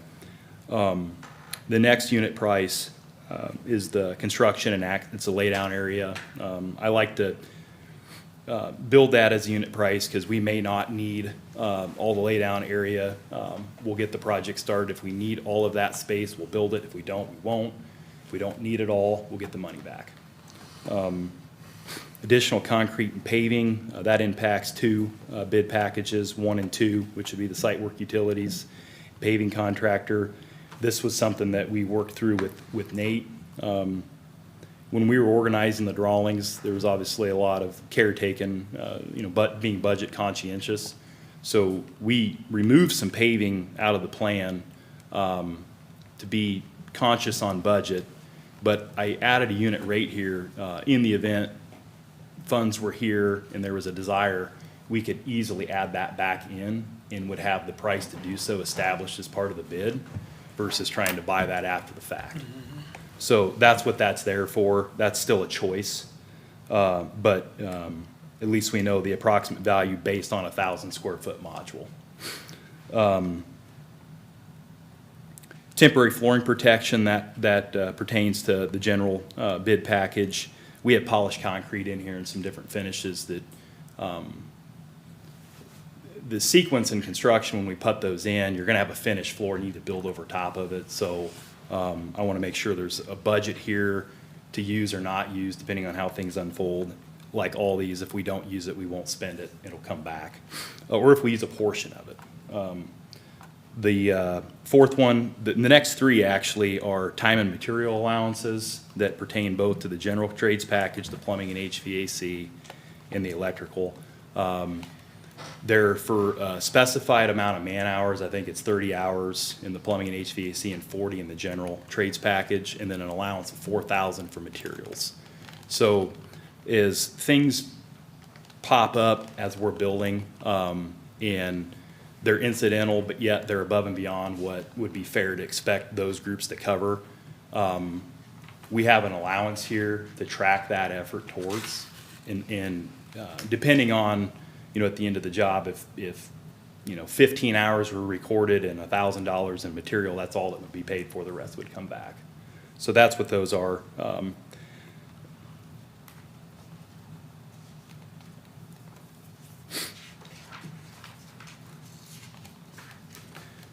We had two alternates that we carried into bid solicitation. In both cases, these aren't alternates where you can accept them and you add it to the base bid. Again, these are built into the base bid numbers, so if you didn't accept them, they'd be deducts back, just so that's clear.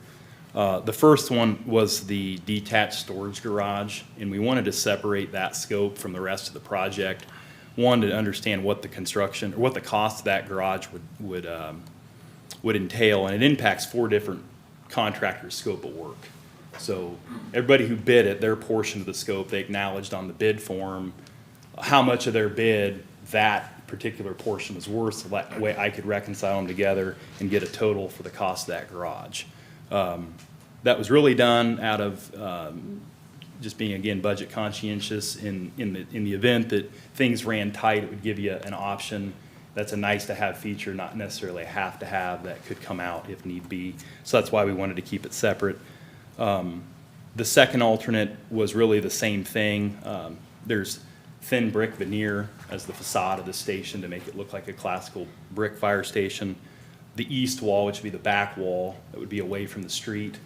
It was nice to know what that brick would be valued at if we didn't install it. Again, you could, if funds weren't there, you could live without brick on the back side of the building. So we isolated the cost, that way it could be a decision if need be. In both these cases, and I'm gonna get to where you're at on your overall budget, you did well. I think you bought the job at a right time, you had really good participation, and you did well in your numbers. So in both cases, it wouldn't be our recommendation to accept the alternates. I would leave the scope in play and build based off the base bid. That's how I would recommend we proceed on that. I'm gonna get into the overall budget. Before I do, I wanna take a break, go back to the unit prices and alternates, just to make sure you guys understand where the money's at and how the deal was put together and what the purpose behind those things were. Any questions on those? I think you laid it out pretty well. Okay. Yep. So we've been working with a $6.5 million overall project budget. So that's what we've been working toward, to stay under, maximize the scope and cover all the needs that the department has, but stay under the total. That's the goal. When we went into bid solicitation, our overall project budget, when we went into it, I was at 6.4. So which is a good place to be. We were $100,000 under the overall total. I've since redone the budget with these apparent low bid results, and we're at 5.7. I'm rounding these things to the nearest 100,000, so it's simple to talk about, but the long iteration of the numbers is on the budget for you, which is about $700,000 less than what we were prepared to use if need be, which is good. It's really good. Which would be $800,000 less from the 6.5. Now, as part of the budget, we're still carrying about $190,000 in construction contingency, which is a percent basis. So you do still have that in there in conjunction with the unit prices, which some of them add additional layers, I guess, call it protection, that we know where the money's at, we know what it's worth, and we'll manage it. So you've got both of those, which those add up to about 58,000. I put a few little interesting facts on here that I thought you'd want to know. Is when you look at the bid tabs, there's 25 different companies that participated in bidding the work, and 17 of which are all located in Burlington, West Burlington, Fort Madison, and the surrounding small towns. So a lot of local participation, which I think as a council, you guys should like. You know, the money's going to be spent and it stays local to the local economy. So something you guys should know. You know, I would inform people of that. I think it's a good thing. The exception is the fire sprinkler package, and there's really not a local presence for that type of work, so it's a bit of an outlier.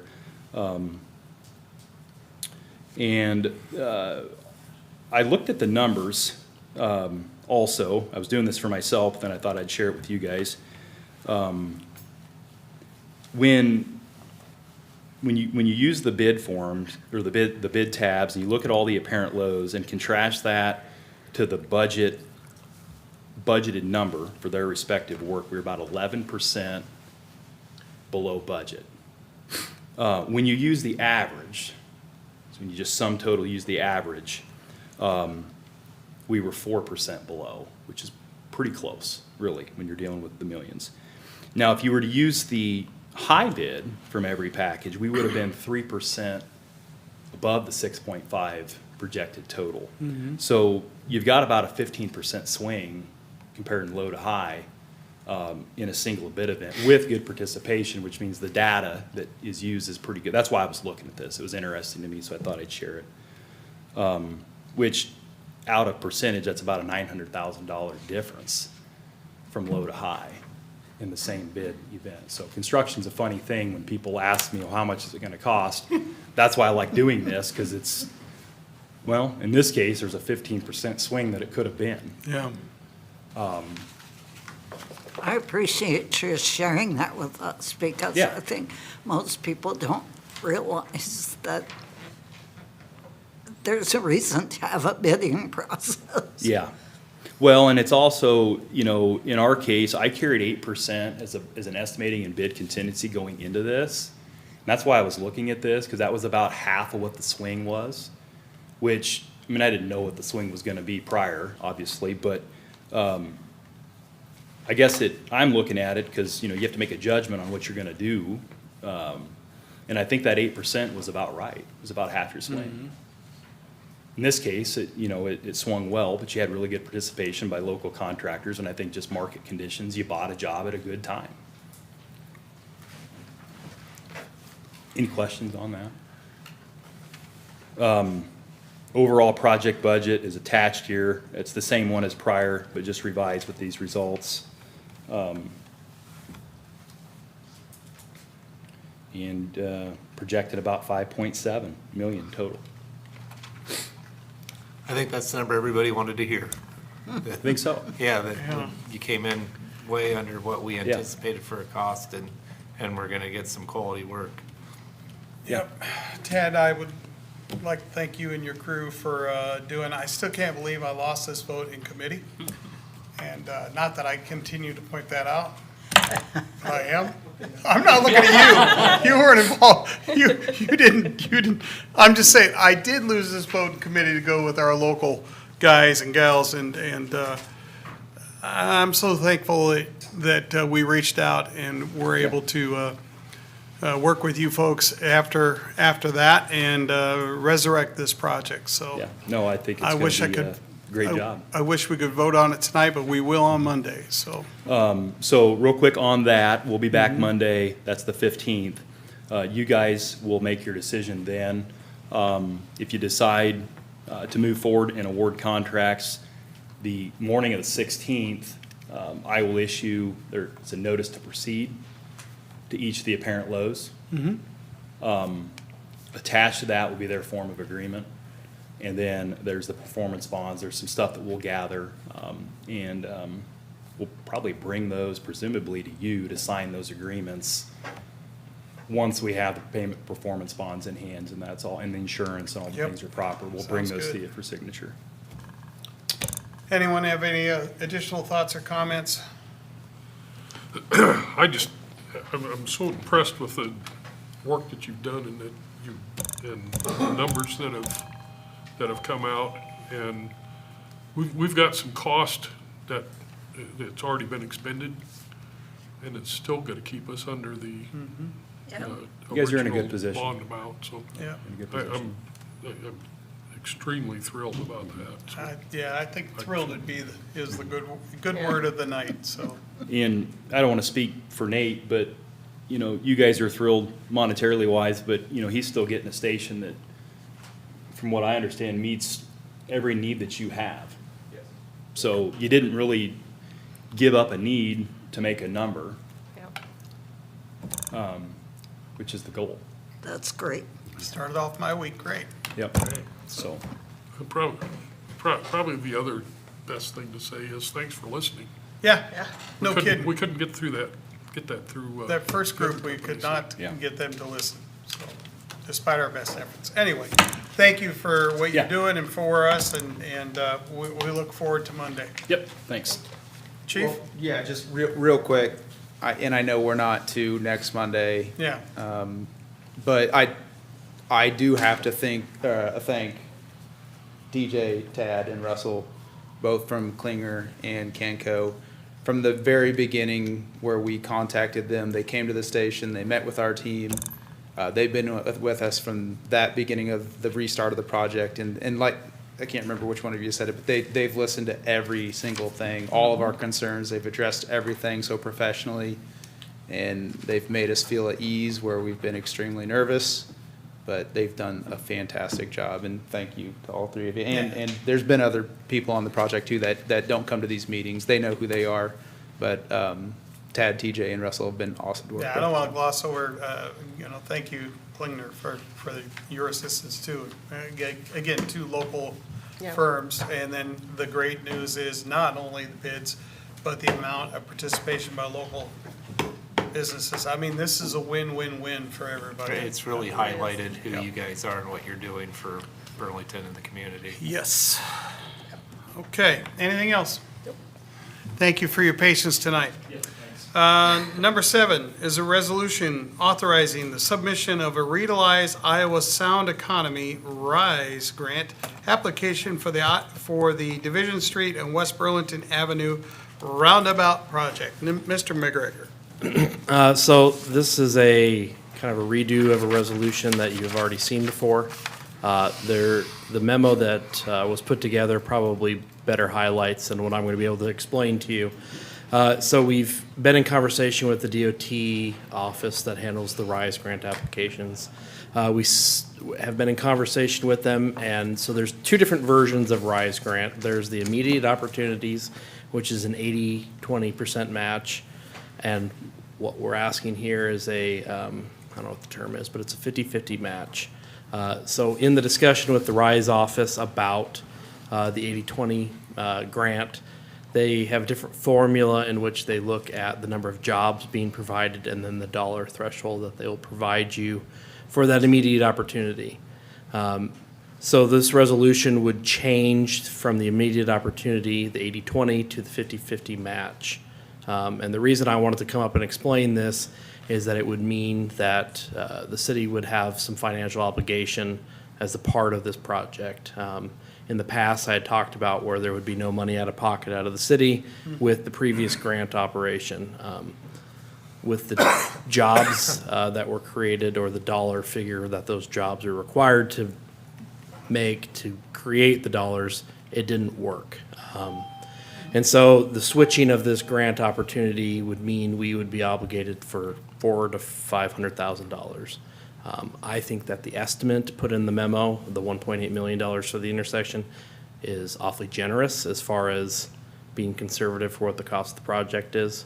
But I wanted to explain kind of, one, what was in the memo, and two, what this means moving forward. So, upon approval, we would have to submit this grant, and it would go to the DOT Commission in July. Upon their approval, we would still have to do the design work for this project. And so the financial obligation wouldn't actually hit us until fiscal year '28.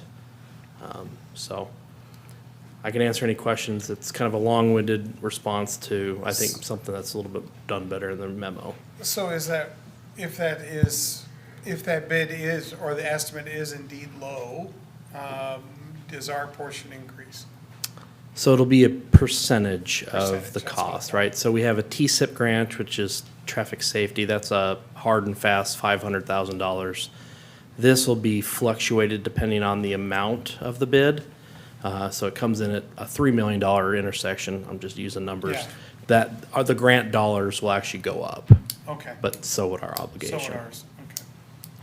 This would improve the flow of the semi-traffic and that when they're trying to get in and out of Western Smokehouse, right?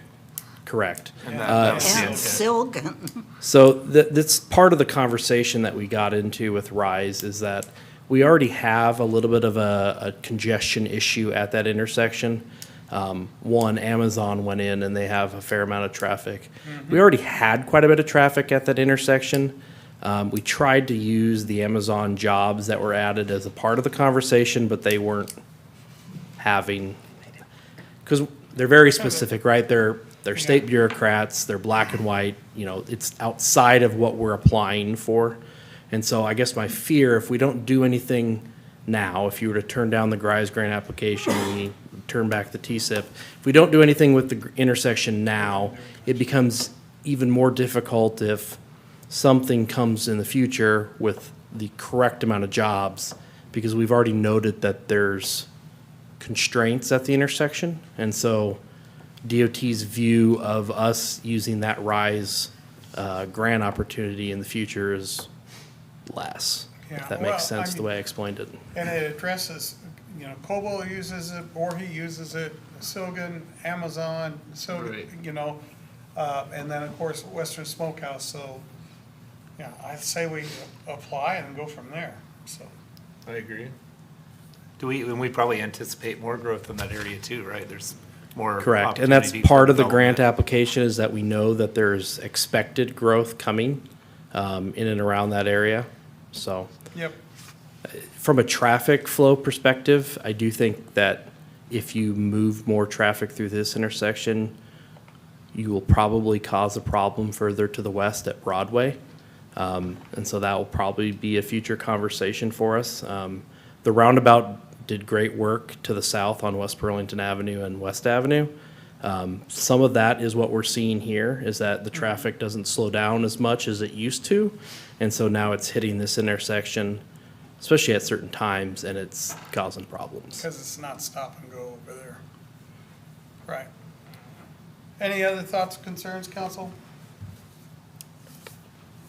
Okay, thanks for the update, Nick, and thanks for clarifying that change.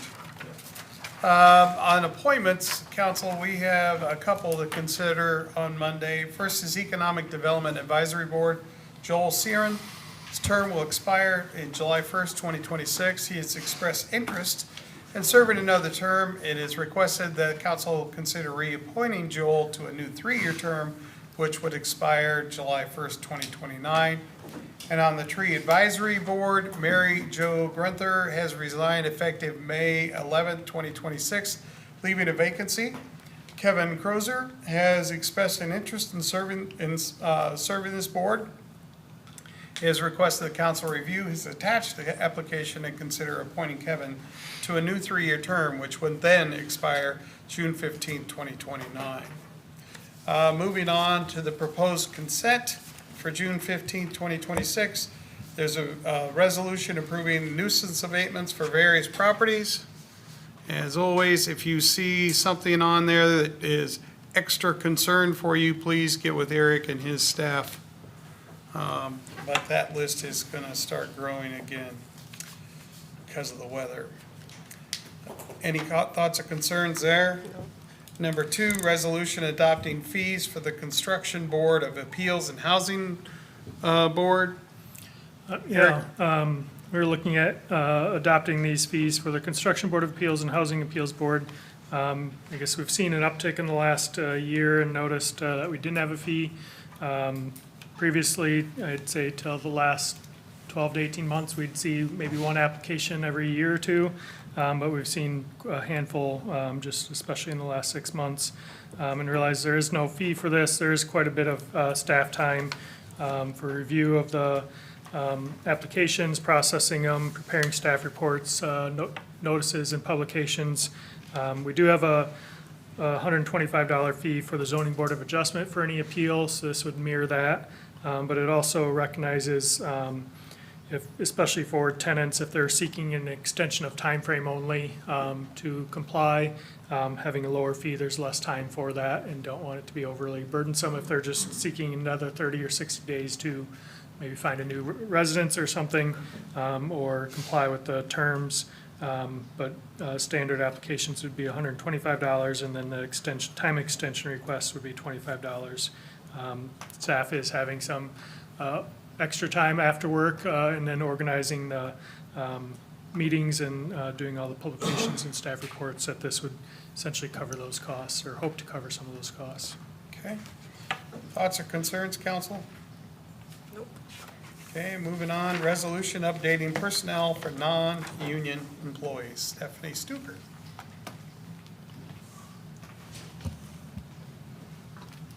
So we annually update this personnel manual for the non-union employees, and it'll be effective July 1st of 2026. The changes are, I've kind of explained them in that memo. The salary schedule has been increased by the 3% for the cost of living adjustment. This matches the AFSCME contract, which is usually we follow the union contracts.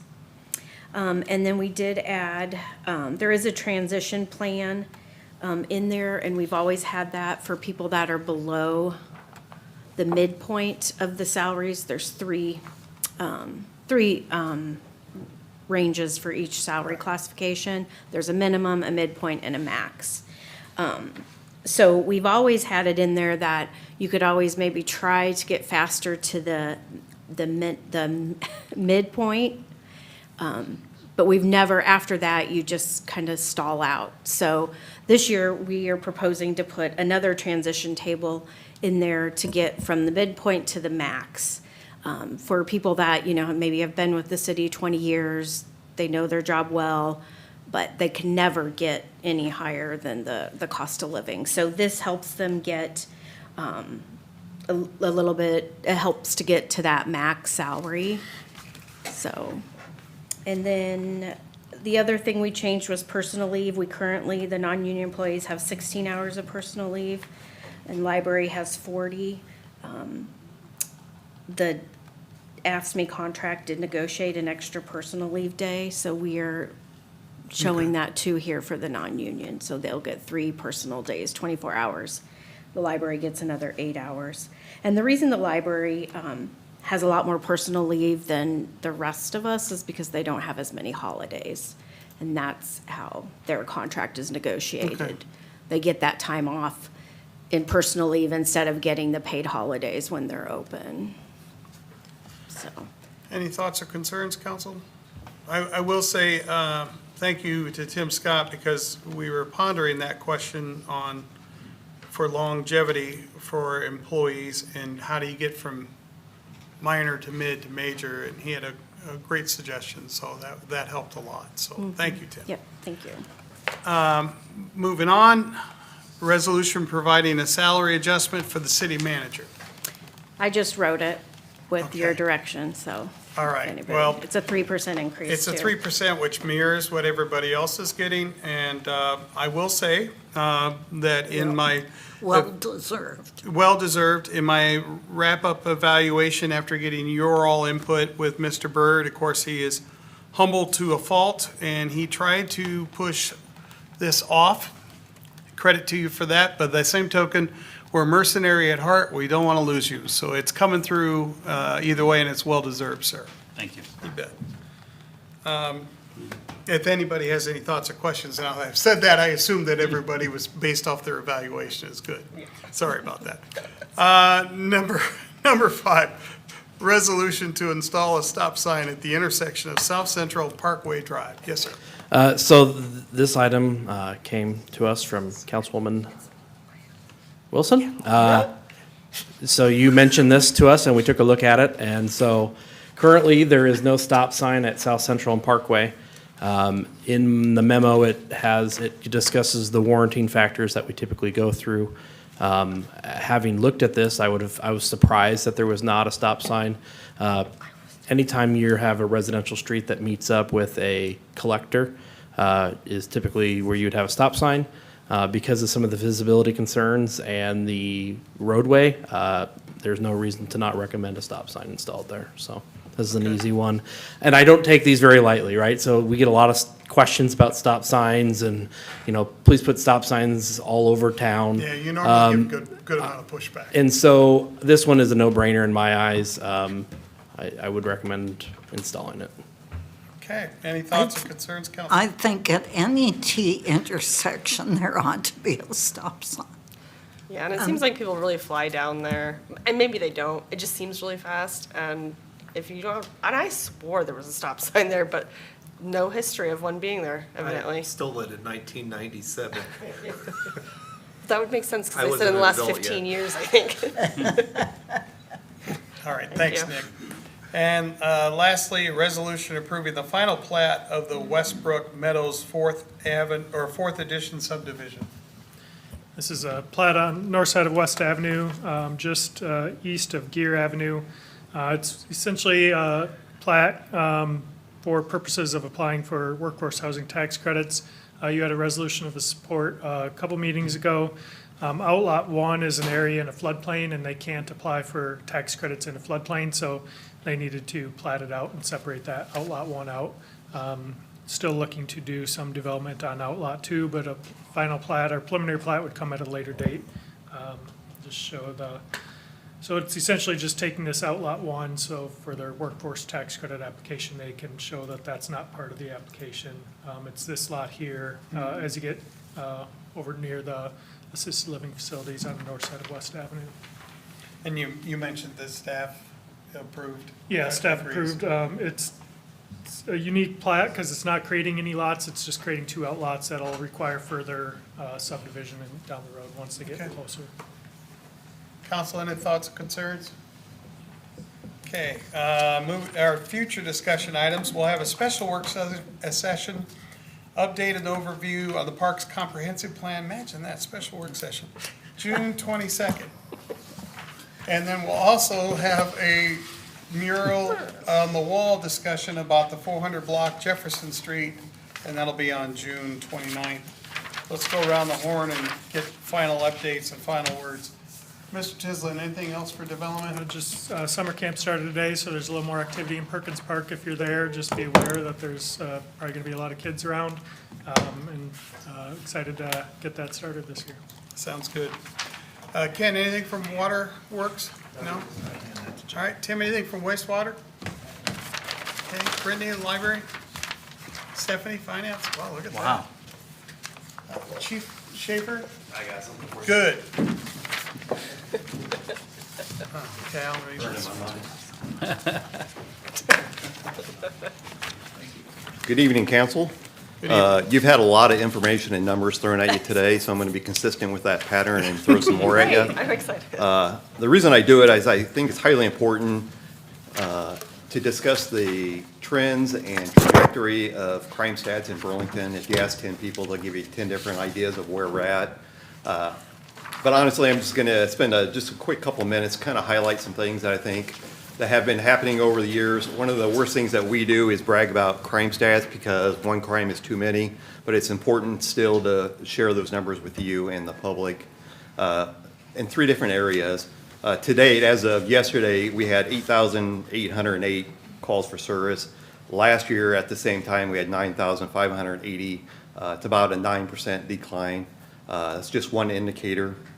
The Iowa Department of Public Safety recently released their crime stats for 2025. They're usually about 6 months behind. And they give a whole snapshot of the entire Des Moines County area, with Burlington being the major seat and the most of the population. Overall, there was a 14.61% decline countywide over a 3-year period. If you add that plus 22 to 23 at 17%, you're looking at almost a 35% decline in crime over a 3-year period in Des Moines County-wide.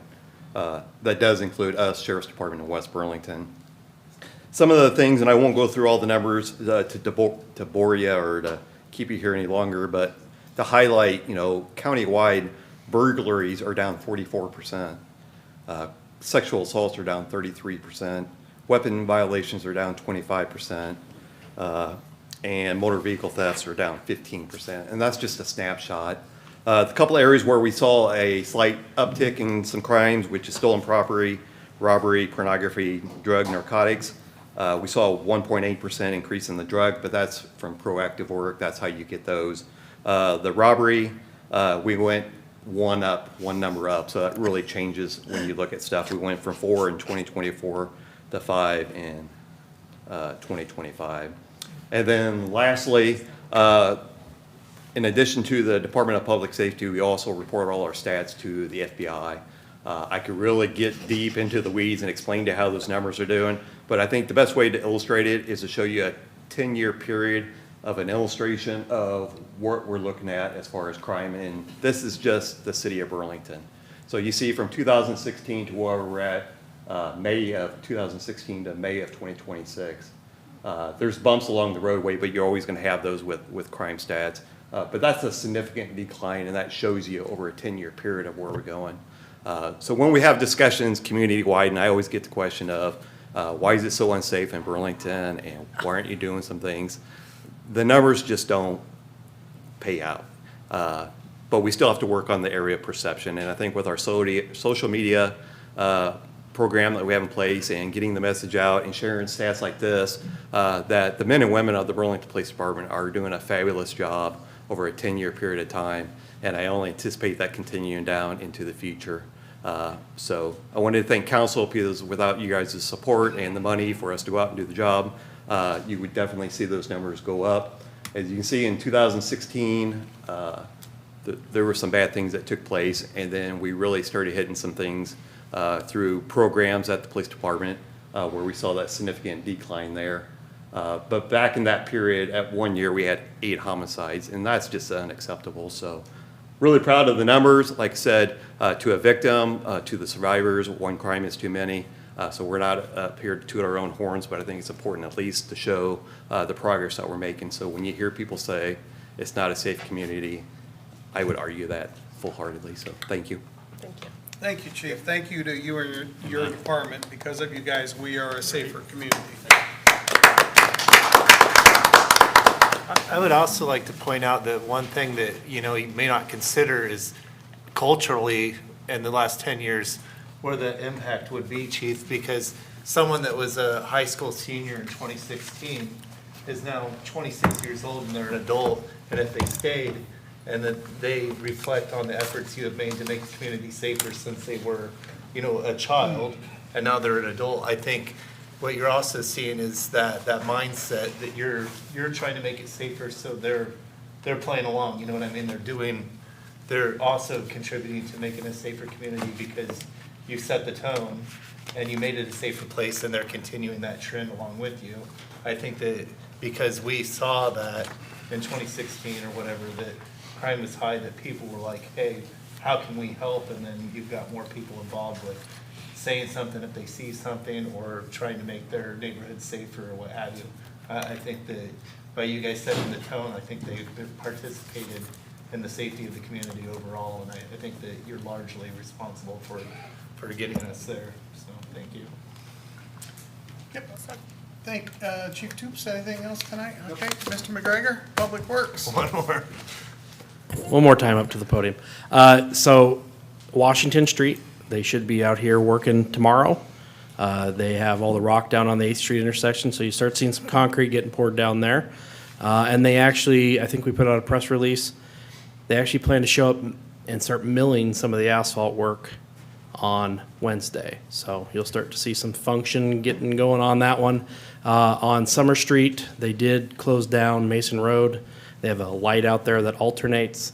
They're starting with the intersection work at Haskell, but it's for the trail crossing there. So just so you're aware that there's some traffic control out there that may cause some issue. So that's it. Thank you for the update, sir. Mr. Byrd. Eric, you want to show that picture there? A little bit of good news, just to continue the trend. So Burlington Parks and Recreation, partnering with the Burlington Rotary Club, has put 2 of these life buoy safety ring stations. There is one at the south ramp on the docks, and there's one at the north ramp on the docks. Partnership between Parks and Rec and the Burlington Rotary Club. So those are installed and ready to go. The picture there on the right, the larger one, kind of shows you what, they're in a plastic case. So if you open that case, there's the rope and the buoy. So just some added safety to our riverfront. That's awesome. Thanks to both of those groups for doing that. Thank you to the Rotary, for sure. And, you know, thank you for your stewardship in making this happen, and also Nick's department as well. So, You bet. you know, it's always nervous when you see kids on those docks, even with their parents there. So that's going to be a great addition, a safe addition for our community. Okay, Tim, anything else tonight? No, sir. Okay, Robert, anything else tonight? Good. Ms. Kay, anything else tonight? Mayor Pro Tem? Nope. Okay, well, Chad talked about the dock thing, which very happy with. I will mention that there are some openings on our boards and commissions. We've done a pretty good job of keeping these things filled, but if you have any interest, Construction Board of Appeals has 1 vacancy, and Flint Hills Golf Course Advisory Commission has a vacancy, and Historic Preservation Commission has 2 vacancies. And lastly, it's been a great few weekends in a row, the kick of the summer season. Appreciate everybody is doing to make our community active and safer.